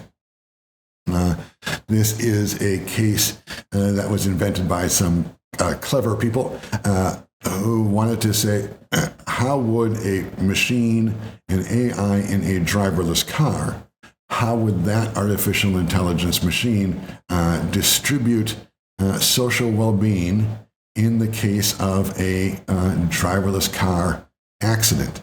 So this is very similar to the example we started with in the emergency room. What's going on here is the driverless car is foreseeing that an accident with the car is inevitable, and the AI must make a decision about how to respond to that inevitability. In other words, it must decide to either have one kind of accident or another kind of accident. Of course, if the choice is either run into someone and kill them or swerve and continue going forward, of course, you always want the machine to choose to swerve and continuing going forward, of course. But what makes these cases interesting is that second possibility is not a choice. It's either one kind of devastating accident or another kind of devastating accident, and you have to choose. And it provides some curious examples, some curious cases about making that choice. For example, here, you can see in this picture, the car is coming down the street and some people are in the intersection and the car is going too fast, so it will not be able to stop. So the artificial intelligence guiding the car must make a decision. Either continue forward through these two pedestrians or veer off and hit this cement barrier that just happens to be there on the road for some reason. Who knows why? But that doesn't matter. This is philosophy. It's okay. So that's the problem. The car can either continue forward, killing the pedestrians, or veer off and hit the barrier, but that will kill. You can see from these little skulls, if you can note them on the screen, those little skulls denote that veering into the cement barrier will effectively kill the people in the car. All right, so that's the start. Basically, it's you kill the pedestrians or you kill the people in the car. What does the AI choose? And then you can complicate that a little bit. Now, it looks like if we were doing this live, we could punch those buttons below that say show description, and it would tell you exactly who was walking and who was in the car. But it looks like in this case, and it might be a dad and his son, a little child in the front seat, not supposed to be in the front seat. And then walking across the intersection, there is a mom and her son. But there is a complication. It looks like the mom is pregnant. So that's what they're trying to throw in here. They're trying to say, okay, look, it's not just an adult and a child and an adult and a child. There's also the question of the child in the mother's womb. And so does that change your decision? You can decide whichever way you like. And then you could imagine there are many, many different variations of this kind of problem. So if the mother is pregnant and this is a child who is 0 years old, we could imagine that going the other way. Imagine that it's a father and a young son in the car, and imagine that this is not a mom and a child, but instead this is a grandma and her adult daughter. So now we have, let's say, a 50-year-old guy and a 6-year-old child versus an 80-year-old woman and a 50-year-old daughter. Well, does that change your decision? Maybe it seems like we probably will get some people in the class, I imagine, who will say, in response to this first scenario, because the mother is pregnant, in some sense that represents two lives, and then the child one. So there's 3 lives are lost if the car goes into the pedestrians, but only 2 lives are lost if the car goes into the cement barricade. So some people would likely say, I suspect, would say, look, we should probably sacrifice the car to save the pedestrians in this case. We note also that the traffic light is green, so the pedestrians in this case, besides the fact that there are, you might say somehow 3 of them, the pedestrians are also following the law, and it's the car. Maybe the car did not read the light properly or something, so it's the car's fault. That might be another reason to say that people in the car should die, not the pedestrians. Whereas again, as I say, if you just change the sample, and instead of a younger woman pregnant and a very young child, you have a 90-year-old woman and her daughter, who at that time is 60, let's just say, right? In that case, the same person might say, you know what? Even though the light favors them, I'd still prefer to save a 50-year-old and a 6-year-old instead of a 90-year-old and I can't remember what I said, but a 70-year-old or something. So you can imagine, and what this URL does is it takes you through a set of these different scenarios. And I think it says, you can see on the slide here, it's 13, but that in the game, there's many, many more than 13. It's just the individual does 13 and that's enough. And what this allows you to do is begin experimenting a little bit in real life with the kinds of questions that we have been talking about this entire session. As if we're trying to increase social well-being, one, life and death is about as extreme and clear-cut case as you're going to get. If someone has to live, someone gets to live, and someone has to die, which one is it going to be in terms of social well-being? Now, quickly, in terms of the law here, it's worth noting that legally, it should be the people in the car who die because the car is the one breaking the law. The pedestrians have the light. So legally, you might say, well, it's the car that should crash because it's the one that's breaking the law otherwise. But ethically, it is different, right? And so you can explore that on your own. I recommend it. It's a fun and interesting project. Another thing that this experiment does is it allows the idea of trying to calculate out how much happiness or suffering is in a particular life. So here, if you're looking at the pregnant woman and the child and the father and I believe that's a young child, but it might, another thing they do in these experiments is they mix in animals like cats and dogs. That's so small that might be a cat or a dog or something. Hard to tell. But what this experiment does force you to do is to say, look, if you're going to say the car should crash into the barricade in order to save these women, the woman rather, and the child, the son, it does force you to say, well, to justify that, to say, well, I mean, how did you calculate the happiness? Right? What you're essentially saying when the car crashes like that, what you're essentially saying is that the happiness value of the pregnant mother and the child is greater than the happiness value of just the father and the son. How do you calculate that? Or stated slightly differently, how do you calculate how much happiness is left in my life? Let's just take me as an example. Now let's compare me with it looks like a little boy there in the crosswalk. How would you compare the happiness in my life versus the happiness in that little boy's life? It seems like one thing you would do intuitively, you would quickly notice, you would say, well, probably, at least in terms of years of life, that little boy has a lot more in front of him than I do. So assuming life itself makes you happy, and of course, if this were a philosophy class, we could talk about that for some time too. I mean, is life happy or not? There are some philosophers like Schopenhauer who believe that life is fundamentally about suffering, that life is bad. He sort of thought that we should all really, if we were all going to live by the social well-being theory, we should all just commit suicide. And that's what he thought. he thought life was no fun, basically. And maybe it was not fun for him, but most people disagree. Most people think that life has a mixture of happinesses and sadnesses, but overall, it's better to be alive than to be dead. So, if that's true, then every year of life does have some total happiness that's attributable to it, right? So again, in my life this year, some things will go well, some things will go poorly, but overall, it will be better to have been alive than not.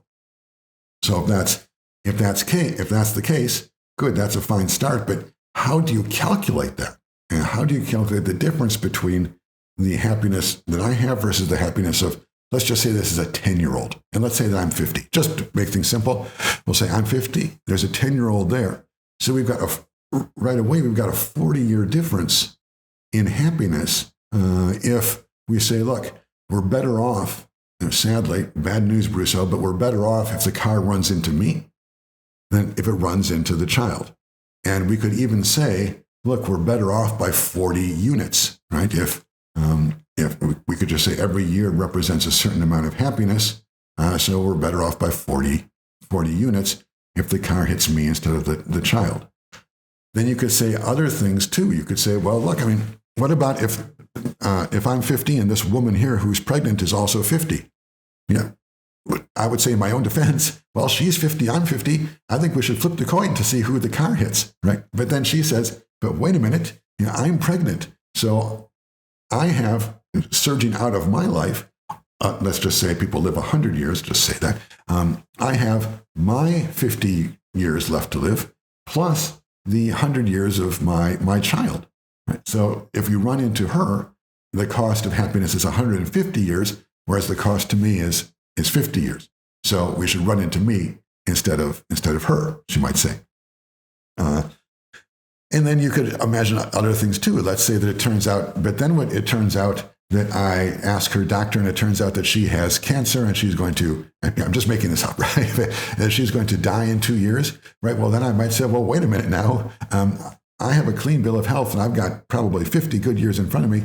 She's only got 20, so the car should run into her. So we have questions about age. We have questions about health. What would you say if then she came back and said, well, the thing is about Brusseau is he's okay at philosophy, but he really doesn't know how to do anything else. And so he has some happiness, but it's not a lot. Whereas the woman says she also teaches philosophy, but she's a great painter and a Hollywood star and loves and plays music, which everyone enjoys. So her career makes all kinds of other people happy. Plus, she's really happy. And all Brusseau does is just teach this one class. And it's really not much. So she would say, look, because I produce, she would say, so much more happiness in my life with my teaching and my music and my acting or whatever it is she does, than Brusseau does, then maybe she would say, even if everything else is equal, the car should hit Brusseau instead of her. And that makes sense, right? I'm not saying that. I'm putting it as a funny example because I don't want to get sort of caught up in emotional discussions. But the argument makes perfect sense from a social well-being perspective. If the years of her life are producing more happiness, because let's just say she is a great Hollywood actress and makes movies that everyone loves. If the years of her life are creating more happiness than the years of my life, and the car has to hit either her or me, and we live in a social well-being world, I'm in trouble.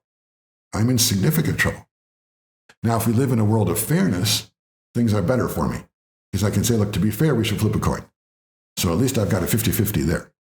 But in social well-being, and assuming, again, that she is creating boundless happiness for so many people with her great acting, I've got a problem. So the question is, one question that this experiment with cars brings up is, how do you add up the happiness value of a life? And it seems like you could actually do that. And what the experiment is saying is that what the computer actually needs to be trained to do, and this is kind of the point I wanted to make here, is that the computer needs to be trained to itself make this calculation. Which life is worth more? And how would it do that? And it seems like there are some factors, like if you're trying to get a scale or a number which represents the happiness of my life, you could start out by saying, imagine we all live to 100. You could start out by saying age matters, right? So the value of my life is 1 over my age times 100. So if I'm only 1 year old, right, then that means the value of my life in that first step of the calculation is 100. Got a lot of years to live. If I'm 50, right, that's 1 over 50 times 100. Well, that leaves 2. So, 150th of 100 is 2. Yes. Obviously, I would have to, I better take my math classes again. But right, so the 1-year-old, the result of that from that first step in the algorithmic decision-making process, the 1-year-old is 1 over 1 times 100, gets 100 points in happiness.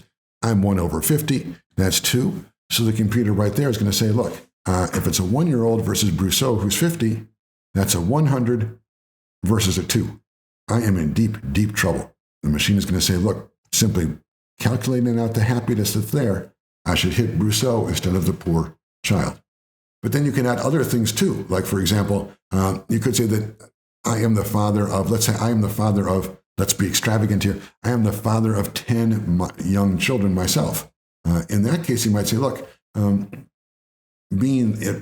were I to die, that would cause significant harm, unhappiness, immediate happiness because their father dies, but also long-term happiness because they don't have a father in the family and so on for all these children. So maybe that raises my value, gives me 40 points, whereas, of course, the child himself has no children. So in that area, the child ends up with no points. So now you've got the child with 100 and me with 42. So I'm starting to make some progress here. And then maybe I'm a great actor or something, and the child clearly is not going to be a good actor. On and on it goes. You can add the factors in yourself. Or maybe, let's say, imagine that the child, even though the child is only one, unfortunately, the child has been diagnosed with a kind of cancer which is not curable and means that the child will, let's say it's not that. Let's say it's not exactly cancer. Let's say it's a kind of disability, a kind of I'm just making this up, a paralysis disability. So the child cannot eat or walk or anything, so that the child, by the time the child is 10, the child will have to be in bed all the time and just be fed, and will live the rest of his years just in bed. These are difficult questions, but this is the kind of question you have to face if you're going to program for these kinds of cars. And do you say in that case that the child's happiness, life, is worth less than mine, right? Because at least I will be out in the world doing things and so on, whereas the child will be trapped in a bed, unable to move for that 100 years of his life. So the child will live longer, but are the years of my life worth more in terms of happiness? Again, it's an uncomfortable question, but it's the kind of question you have to ask if you're going to program a driverless car, because a decision has to be made. And you've got to find some criteria to make the decision.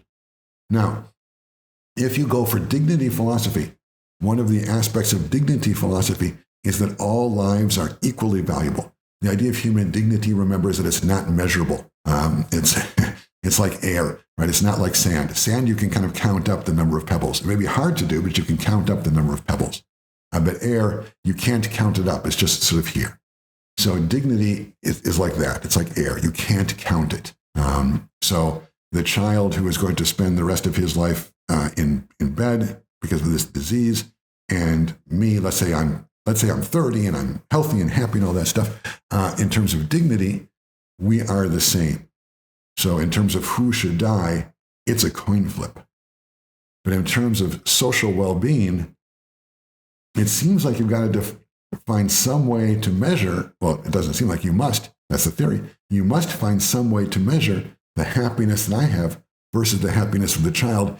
And it seems like, and I suspect a lot of reasonable people would say that, look, the truth is, if we had to make a decision, if everything is the same and we have someone who's younger and older, that's kind of easy. You know, we save the younger person and we sacrifice the older person. Just the way it goes. But if we have a younger person whose life seems to be much less happy than the older person's life, and then things get really difficult. And maybe you would say, look, if what we're grading here is happiness, and that's what social well-being is, we're grading happiness, some sense, pleasure, idealism, hedonism, something in that area, some kind of happiness or goodness. If that's what we're grading, then maybe we say that in that case, the younger child would be the one that the car would unfortunately hit. I have no idea how to answer those questions, but I do know that if you're going to program artificial intelligence technology to have a driverless car, that's the kind of question that eventually is going to come up. Now, of course, at these initial stages, all anybody cares about is just trying to get the car to stay on the road. Right? That's enough, and it will work during daylight conditions in San Francisco or something. But eventually, there is that undeniable question that's going to come up, and that is, we have to choose. right? That's what makes this work. If we can take a long shot to avoid any deaths, then you probably do that. But if you have to choose, and you're choosing in terms of happiness, then how do you choose between two people when there's not an obvious, and it's not they're both the same, but one is younger and older? One is older, but more vital. One is younger, but ill, seriously ill, like constrained to the bed. How do you measure those two? Which one do you save? I'm not sure. I have done this exercise in my classes. Live classes, this is what it looks like. I always use myself as as one of the examples. And what we were trying to do here is we're trying to get an algorithm to figure out what my worth is in terms of happiness. And you can see we're talking about age, we're talking about vitality, we're talking about the laboral quality, that is the amount of work that I can do, that kind of thing. There is all kinds of stuff that we put into the mix. This is just experimental. I just followed the students' suggestions, and we were unable to get a final algorithm, but these are some of the things that we sort of got into the equation. So as I say, we didn't get any final conclusions, but you can see how difficult it is this is just the beginning of a sketch in the class, to make this kind of algorithm. But if you're going to do this kind of car, and you're in artificial intelligence, at some point, you will have to do this kind of algorithm if the decision is made to use a social well-being ethics. By contrast, if you do just a dignity ethics, well, then it's simple. Then you just have the car flip a coin. You just tell the AI, look, the choice is either get the pedestrians or get the block. What should it do? The car just does the AI does a random number generator. If it's odd, it goes into the pedestrians. If it's even, it goes into the block. That's it, no problem. So that's much easier. But within social well-being, you're stuck trying to figure out how do you measure happiness? Right? How healthy you are. We talked about your age, your beauty, your health, your vitality, your ability to do labor. Amateur, I'm not sure, but education was another one that we talked about. Social compliance and how compliant you were with social rules and so on. All kinds of stuff goes into the factors of how much happiness surrounds my life. Right? And we're trying to do a calculation of how much happiness is lost if James dies. This is what it looks like. Those are some of the measures, not all of the measures that the students in the class proposed to try to measure the happiness that is lost if I am hit by a car. Okay, and then the last point here, there's this question, a larger question, can machines be ethical? This is a secondary debate that follows from this discussion. If you program the machine to make a decision, is the machine itself ethical in the same way that, say, you or I are, when you or I make a decision about what to do in an accident? All of us, many of us have driven cars. Many of us have probably been near or maybe involved in at least fender benders and that kind of thing. I've been in a few little accidents, and so I know the quick feeling you have when you actually have to make a decision. Am I going to run into this guy? Am I going to kind of slide over here and maybe go into this lane? We'll have to see. Never anything serious, just little fender benders and things, but yes, it happens. And so there is a kind of decision process that goes on in my mind, and there's some question whether or not that is an ethical decision process, or is it just me trying to save myself, or who knows what, it all happens so fast. But the question being asked here is, if humans are ethical when we make decisions, if we program a machine to make decisions autonomously, is the machine ethical? Is it human in that way? Is it worth thinking that in some significant sense, the machine is human? I'm not sure. If this were a philosophy class, we could talk about that for a long time. So why don't you actually think about that for just a little bit? Or maybe think about the question about, I think what I meant to ask here is the question about how you put value on human life, like what the algorithm would look like. What do you include? If you're going to count If you're going to count the happiness that exists in my life and what is lost, you're going to put a numerical value on what is lost. If a car hits me right now, how do you calculate that? Do you calculate the number of years in my life that are lost? Do you add my education? Do you add my laboral value? Do you add, what do you add? I think that's what we should think about.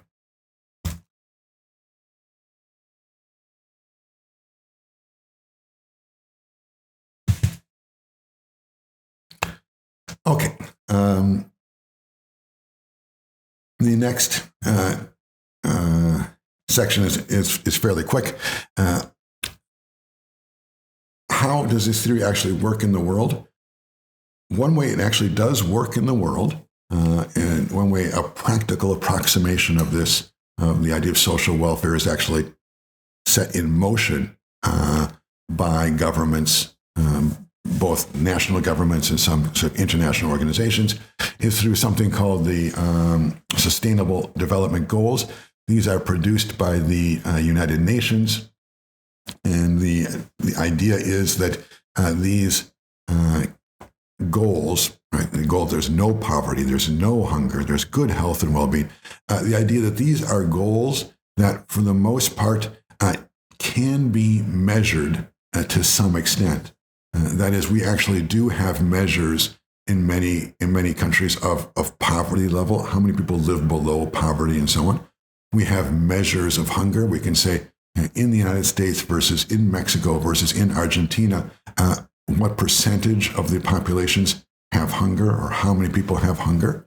And we can accumulate those statistics year over year. So we can see, just to choose the middle one there, Mexico had 10% hunger last year and 12% the year before and 13% the year before or something. So you can see progress being made. What the United Nations tried to do is they tried to choose social well-being categories, again, that could be measured and perhaps more importantly, are being measured, even while they would concede that, of course, social well-being is not going to be perfectly and fully captured by these 17. The number 17 is kind of a additional thing, but the 16 main goals. These 16 goals do not perfectly, of course, not perfectly capture social well-being, but they have the advantage of being countable, and they have the advantage of being counted. Right? They're actually statistics, and so if you want to operate within a social well-being framework, you can say, what I'm going to do is I'm just going to try to make these numbers better. I'm going to try to make less poverty. When I look at the United States plus Mexico plus Argentina and whatever else, wherever else I happen to have some influence, I'm going to try to do things which bring the percentage of those in poverty or the number of those in poverty, whichever one, difficult decision there too. I'm going to try to bring those numbers down. Same thing with hunger. Quality education, the number of people, let's say, who get a high school degree, let's just say, I'm going to try and bring that number up. Clean water and sanitation. This is a common measure that the United Nations uses around the world. And one component of that measure is, do people have bathrooms? Just simple. Do they have running water in a bathroom?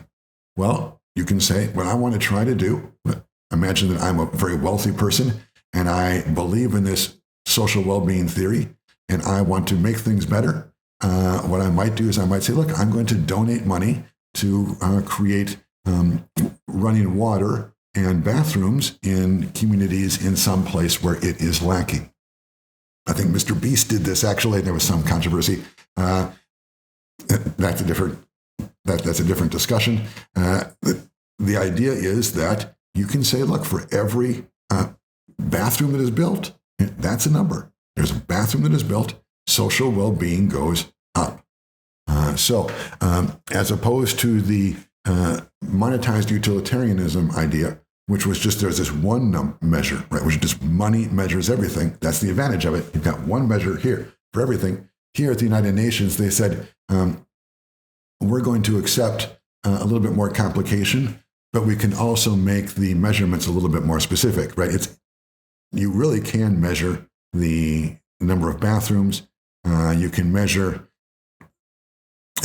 some of these are harder to measure than others, but you can measure hunger, you can measure education, you can measure poverty. These are numbers you can actually bring down or bring up depending upon whether it serves social well-being. And this gives you a way of implementing social well-being in society. Right? It gives you something you can measure, not just number.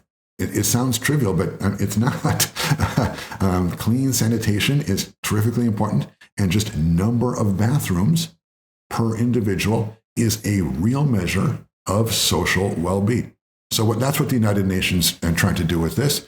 They said, look, we're not going to be philosophers about this. We're not going to try to get some perfect general idea like monetized utilitarianism. We're going to choose some really specific things where we can really make a difference, and we can count that difference. And we recognize, of course, that this isn't everything that should be considered. And some of these don't work quite as well as others, like reduced inequalities. And everyone wants reduced inequalities, but maybe that's a little bit harder to count, though you might be able to count that by just saying, look, let's look at the distance between the richest 5% and the poorest 5% in any particular country, and let's try and reduce that difference. Again, it's not perfect, it's not going to capture everything, but it is something, it's measurable, it's a number, and it gives you a way to activate the theory of social well-being. It gives you a way to say, here's what I want to achieve to make the world better, and I can measure that I have done it. So that's the idea of the Sustainable Development Goals. It's a very interesting project. Again, it doesn't claim to do everything or solve all problems, but it does claim to work fairly well in some limited areas, and it does seem to do that. How does all that relate to artificial intelligence? Well, a number of people have gone through and looked at how artificial intelligence or information technology affects, just as a general thing, affects these various goals. And you can see here that this group, they measure 15 goals, so they go all the way through number 15, which is life on land. They don't do peace, justice, and strong institutions. That's really difficult to measure. Partnerships for the goals, that's something else. So the people who wrote this paper, they just took the first 15 goals. And what they tried to do is they said, look, in which of these goals does the fact of artificial intelligence, does the fact of information technological advance, do these things serve overall the well-being? And you can see that they find that it works pretty well. For example, in number one was no poverty. Artificial intelligence can help a lot. For example, one thing that artificial intelligence can do is through satellite imagery, it can discern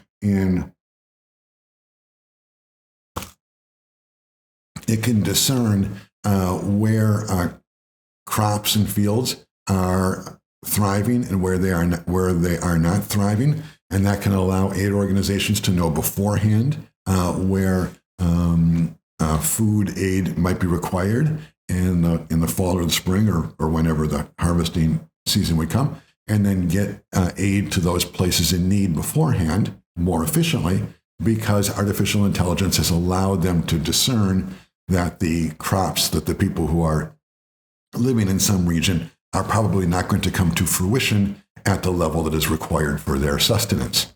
So that would just be a quick example of how artificial intelligence would, in fact, have a positive impact on this question of poverty. In another area, quality education, maybe artificial intelligence or just information technology, things like an online course, that's part of information technology, of course. It would seem like number 4, it would seem like, yes, there's a high positive thing in number 4. It would seem like information technology would, in fact, help that measure. It would help education. Now, they also looked at the negative impacts, right? And they say even while it's true that across many of the sustainable development goals, AI and information technology helps, it also hurts. And we'll just look at number 1. They write here, this is a quote from their article. On the other hand, this is thinking about how artificial AI helps alleviate poverty. On the other hand, AI may also lead to additional qualification requirements for any job, consequently increasing inherent inequalities and acting as an inhibitor towards the achievement of this target. This target is 1. This is the poverty target. So some people get left behind in poverty. Right? Poverty, AI maybe solves some poverty problems in the way that I talked about with the satellites, but it also may create some poverty because people are, in a sense, left, well, not in a sense, they are left behind by the technology. They don't have the skills required to flourish in that kind of reality, and as a result, poverty increases. Or inequalities, that's number 10, would also be one where clearly AI, I guess, is covered up here. Oh, no, they don't have that. Actually, they don't have number, do they? It's hard for me to see. 6. I think that's 10. They do not have in this graphic that AI has a negative impact on inequality. But I think they must be wrong. AI clearly is a machine of inequality. AI clearly helps those who have high capacity and high education get further ahead. And people who are not well educated and don't have strong technical abilities, they get left further behind. And that's just true. That doesn't mean we should not have AI, but it does mean that within the area of social well-being, AI has positive but also negative effects. It increases inequalities. That's certainly true. So there is this duality. The point here is there is this duality. Artificial intelligence in some way serves social well-being, but in other ways, it harms social well-being, at least within the categories of the United Nations social development goals. They call it sustainability development goals. Other people call it the social development goals. What it really means is these measures of social well-being. AI supports some and detracts from some. Here's a specific example of the duality. Facial recognition, it turns out, I think this is a curious example. Facial recognition, as it turns out, is really good at diagnosing animals and predicting when they are going to get sick so that they can be segregated from other members of the group and perhaps so the disease does not spread. Right? This happens all the time in farms everywhere in the world, that an animal gets sick and the disease spreads and the animals all need to be sacrificed in order to culled. The animals need to be culled in order to contain the disease. Well, facial recognition, which in some ways decreases social well-being because, again, if we had more time, we could talk about it, but in some ways, it certainly increases social inequalities. So in that way, we would say it decreases social well-being. But here it's clearly very positive because when applied to animals, it will allow people to identify very quickly animals that are sick before they're showing symptoms, segregate those animals from, in this case, the cow from the rest of the herd, and very possibly save the lives of these other herd animals. So almost everyone believes that that's a clear positive result socially, in terms of social well-being, in terms of nutrition, farms, and getting food to people, decreasing poverty, all those kinds of things. Facial recognition used in this way is a positive. But on the other hand, as I say, there are many people who argue that the same technology, which is helpful when applied here, increases social inequalities and therefore causes harm with respect to social well-being when applied elsewhere. So whether it's facial recognition technology or something else, you do tend to get these dual results. Most things both help and hurt when we're talking about social well-being. And the question is, how do you measure those relative amounts? And so you can think about that for a little bit too, just about this idea of how when you have technology that both serves and causes declines in social well-being, what are some of those technologies and how is the decision made? And as I say, the shortcut to that second answer, is social well-being theory is very ruthless in the sense that it's mathematical. You just count up the positives and count up the negatives, and that's it. And if the positives are more than the negatives, you do it. If the negatives are more than the positives, you don't do it. No further discussion. The problem is the counting. The problem is the counting.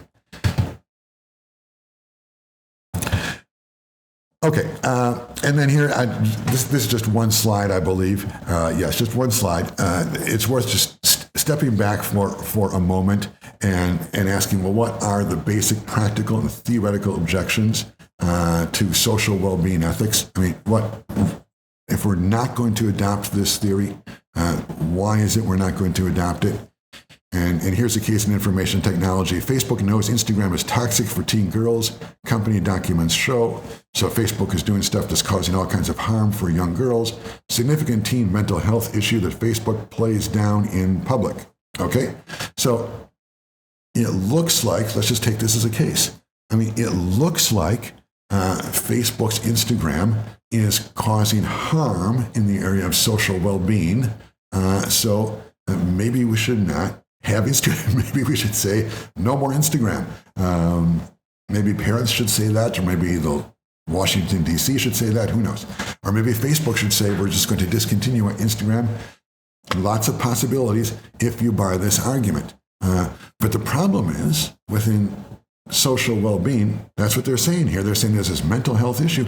The problem is, how do you calculate that? It's just extremely difficult whenever you're making a kind of social well-being argument. They say there's a mental health issue, but what does that mean? How do you calculate the negative amount of social well-being that accumulates because of Instagram? How do you count it? Maybe you have some human intuition. You see many young girls are now visiting psychiatrists with complaints that Instagram is making them depressed. Okay, how do you calculate that though? I mean, do you just say, look, we're going to count up the number of psychological visits and say every time a technology is released, if it increases visits to the psychiatrist, it's bad. If it decreases visits, it's good. I don't think that would work. It's really hard in the real world, once you get past some big stuff like poverty rates or number of bathrooms per capita in a population, once you get into more ambiguous stuff like what Instagram does to teenage girls, it's really hard to count that up. Yes, you can see some negative effects for some people, but what about the benefits? Where are those benefits? How do we count them? How do we weigh the negative against the positive? In practical terms, it's really, really difficult. In this case of Facebook and Instagram and teenage girls, everyone knows that teenage girls and boys and probably adults, men and women also, have some suffering because of social media for various reasons. Everyone knows about that. Everyone agrees about that. But taking the next step, that's the hard step. Right? If you want to say, if Instagram serves social well-being, then we keep it. If it does not serve social well-being, then we get rid of it. Taking the next step and deciding, getting a metric, measuring it, that's really hard. The practical problem. And then that's the practical objection. That's the main practical objection to social well-being ethics. It's hard to count. The main theoretical objection is, of course, that frequently it weighs against other values or theories. So you might say, look, even if it's true that Instagram is toxic, and even if it's true that these young girls are going, and young boys and all kinds of people are going to psychiatrists all the time now, you might say we're still going to let Instagram be Instagram because people should have the autonomous right, they should have the freedom to choose to use these things. It's part of human dignity for people to make their own decisions. Maybe those two arguments, right, the idea that I should be able to do what I want, even if it's bad for me, the idea that my human dignity allows me to make my own decisions, even if they hurt my own happiness. Maybe those two arguments are stronger than the general argument of social well-being. Maybe we don't care about general social well-being as much as we care about letting teenage girls, in this case, or just people in general, make their own decisions. Okay, so those are the two. If people don't like social well-being ethics, those are the two arguments usually that they're making in many different forms. The argument is either that practically it's too hard to do, and theoretically other values are more important, like privacy or like autonomy and dignity. Okay, so you can think for yourself too about that for a moment, about whether you would keep, given the information you have, which is about the information everybody has, that Instagram is toxic, but we don't know exactly how. Would a social well-being theory allow us to justify some limitation upon the use of Instagram? Or maybe you could think about what would be required before you would give a green light to some kind of limitation. Okay, so the last section is just a quick note on artificial intelligence and something called ESG, which is environmental, social, and governance investing, and fintech.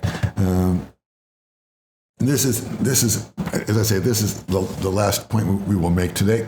And what we want to think about here just a little bit is a specific case in which artificial intelligence is playing a real role in the idea of social well-being ethics. Now, SDGs, the Sustainable Development Goals, or the Social Development Goals by the UN, are very similar to something in finance called environmental, society, and governance characteristics. What is that? In finance, in companies, so we're just thinking about companies like IBM or Apple, companies that sell stock on the stock market. Those companies are required by law, and when in any case, they publish very complex and hopefully fairly complete accounting information about their financial condition. These include things like the debts the company has, the patents it just has acquired, the projections for future earnings, the costs and profits they have taken in, profits they expect the next quarter, on and on it goes. There are all kinds of numbers that companies produce every quarter: number of employees, number of licenses, number of units sold, so on, number of licenses granted, et cetera, et cetera. There is no end. Anyone who's looked at the publications of a company like Apple has seen that there's just no end to the number of numbers that they produce about their economic state. What ESG finance is about companies also producing reports that reflect their performance in terms of the environment, in terms of society, and in terms of governance. What does that mean? This report, in terms of the environment, would reflect the amount of pollution that a company produces. For example, especially in the industrial economy, companies were very distinct in terms of the amount of air pollution that they created. Some companies were very intense in terms of their air. You've seen the smokestacks, right, of the old companies. They were just chugging out black polluting smoke everywhere, right? So a company like that would include in its annual report the amount of air pollution that it produced. Other companies don't produce as much air pollution, but you might say a company which produces no pollution, air pollution directly, but uses a lot of electricity, you might say that they indirectly produce air pollution. So there are a lot of measures that could go into it, but the idea of ESG finance is that a company's environmental impact, how much pollution in terms of one or another measure, the company is producing each year or each quarter.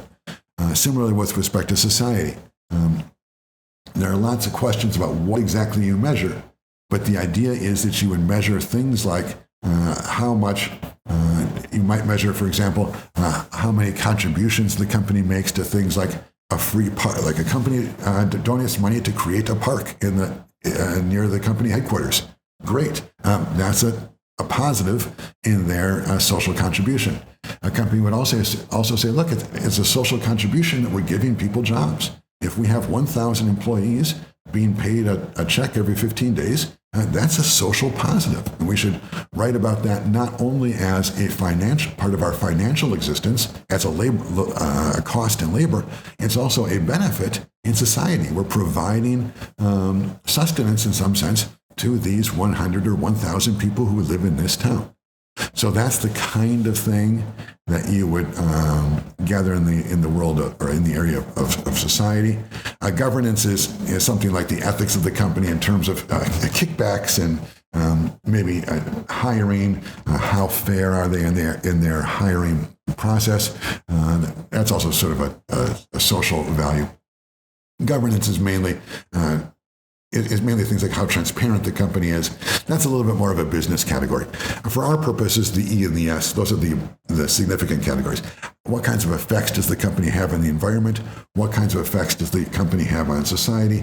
How can you measure those effects? And that matters because there is some research to indicate some research goes against this. There is some research to indicate that companies that score well in terms of their ESG performance tend to do well over the medium and long term on the stock market. In other words, if you have two companies, Apple and IBM, and let's say their shares both cost $100 today, and they seem to be in similar businesses and doing similar things, but the Apple has a higher, I'm just making this up, Apple has a higher ESG score than IBM, then the smart investor would buy Apple instead of IBM because over the medium and long term, analyses have shown that companies that do well in ESG tend to do better than companies that do poorly. Okay. All this is by way of introduction. And also, just by the way, everything I've said is under debate. There are people who say, no, that's not true. ESG does not indicate performance, does not indicate performance positives over the course of the medium and long term. Some people say it's actually negative. It's all very confusing. But within this example, and accepting what many people believe to be a blurry but borderline truth, that ESG positive performance does correspond to some degree with stock performance in the medium and long term, then you might say, well, if ESG has this value, we should find a way to measure it. And in fact, artificial intelligence can be used to do just that. There's a company called Databricks, one of the most important AI and information technology companies in the world. This is one of those companies you maybe haven't heard of quite as much as Apple or IBM, but they're an extraordinarily important company. They are based in Berkeley, California, founded by university professors. Extraordinarily powerful work they do. They're not a consumer-facing company, so you haven't heard them, but they work with other companies to use data to draw conclusions. And one of the things that they did is they devised a system, a way of using artificial intelligence, a way of measuring how well companies are doing in terms of their ESG initiatives, and also, here there's sentiment, how well people feel like they're doing. And they merged those two findings into a report that could help people in finance make better purchasing decisions when it came time to buying stock. Just again, are you going to buy Apple or IBM? Well, if you're interested in everything is equal except the ESG performance, then maybe you will buy the one with the better ESG. But how do you measure the ESG performance? From what I've said so far, it's really difficult. It's like everyone agrees that a company giving money to make a park near the headquarters, everyone agrees that that is a social performance. It's the company doing something that serves the community and probably in some indirect way helps the company. People have better feelings about the company and want to work there and buy their products and so on. So great. But how do you measure that? Again, it's always with the social well-being, there's always this measurement problem. So the value or the way of counting the donation to a park, or the value or the way of counting how many people are employed and so on. And then, of course, that's the social. There's the environmental too. So something like carbon footprint might be something you measure there. And then governance might be something like, is the company in court because they're facing discrimination charges in hiring, or because they've had some kickback accusations, some of their officers are corrupt, that kind of stuff. That would be a negative for the governance score. A positive for the governance score would be one where there's a rating system which shows that young employees really prefer to work for IBM instead of Apple or something. And so this is kind of a subsequent note, so I don't want to get too far into this, but it's a very interesting case. And if you're interested in this subject, I'd recommend Databricks has a lot of public information about this case. It's a very interesting case of using artificial intelligence to try to solve this problem we have been talking about during this entire session, which is how do you measure stuff which presumably serves social well-being? And within the world of finance, ESG investing is one way to do that. One way of saying, look, we're going to find those companies that are doing things that serve social well-being, in environmental, social, and governance senses. We're going to find those companies, rate how well they're doing that, and give them a score so we can compare them with other companies. Now, finance, anyone here in New York knows, just down on Wall Street, you've got boundless amounts of money. So it would not be surprising if a lot of these a lot of these theoretical problems with ideas like social well-being, it would not be surprising to see that artificial intelligence makes some inroads with respect to these problems in areas where there's already a lot of money. Because money helps to solve problems. Like it or not, the truth is, where you've got more money focused on a problem, especially in the private sector, that tends to help solve the problem. And there is a lot of people focused on finding just even the smallest edge when it comes to choosing stocks, Apple versus IBM. These are people who are investing millions and millions of dollars. So if they can find even a tiny difference in performance between two stocks, that's a giant return for them, assuming they can find that difference and invest. And so this effort to use data to identify companies who are doing well in terms of ESG, there's a lot of money in that, and that makes a difference. And so Databricks applied their expertise to this question. And as I say, you can just go onto their webpage and look up ESG and Databricks, and they will give you all kinds of specific information about exactly what they did. It's a very, very, very interesting case. And that applies to us because we saw that the United Nations had their way of estimating social well-being, the Sustainability Development Goals. What's going on with ESG is this is a kind of proxy.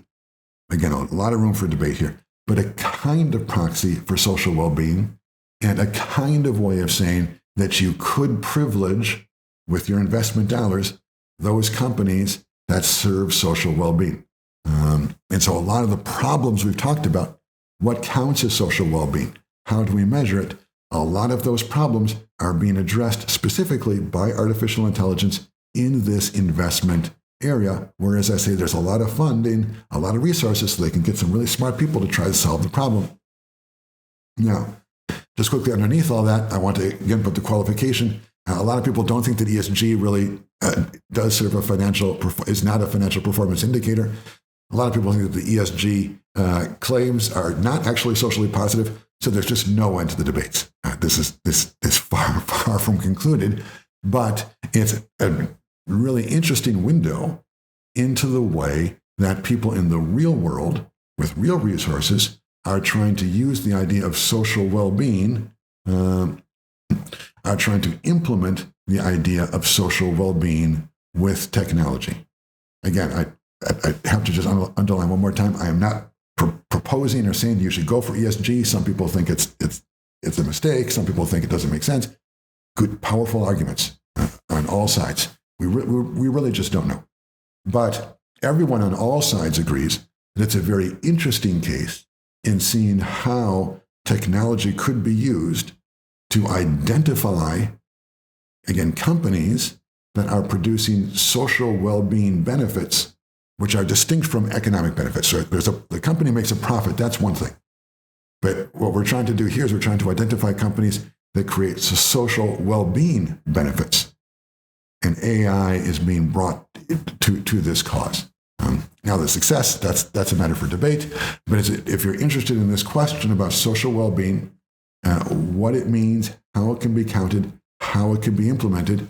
One place to look is in this area of finance, because they've got a lot of smart people being paid a lot of money to figure out answers to those questions. Doesn't mean they'll get the answers, but it's probably one place where we might see answers before we see it in other places. So that's a very interesting case that may be taken as a kind of general response to, as I say, the two big problems with social well-being ethics. The first problem, the practical problem about how it can be measured and quantified, social well-being. Then there's the theoretical problem about how it compares with dignity and autonomy and such. It answers the first problem directly because it tells you, look, AI can help us measure the social well-being a company produces. And it answers the second question indirectly, because if we can make social well-being theory actually work, that makes the theory a more solid alternative to things like autonomy ethics and dignity ethics and so on. Of course, it doesn't win the case, but it solidifies, it gives some support to the theory.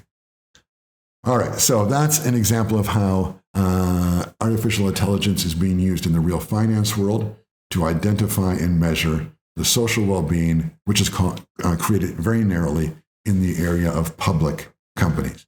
And if success can be had there, then perhaps success can be spread elsewhere.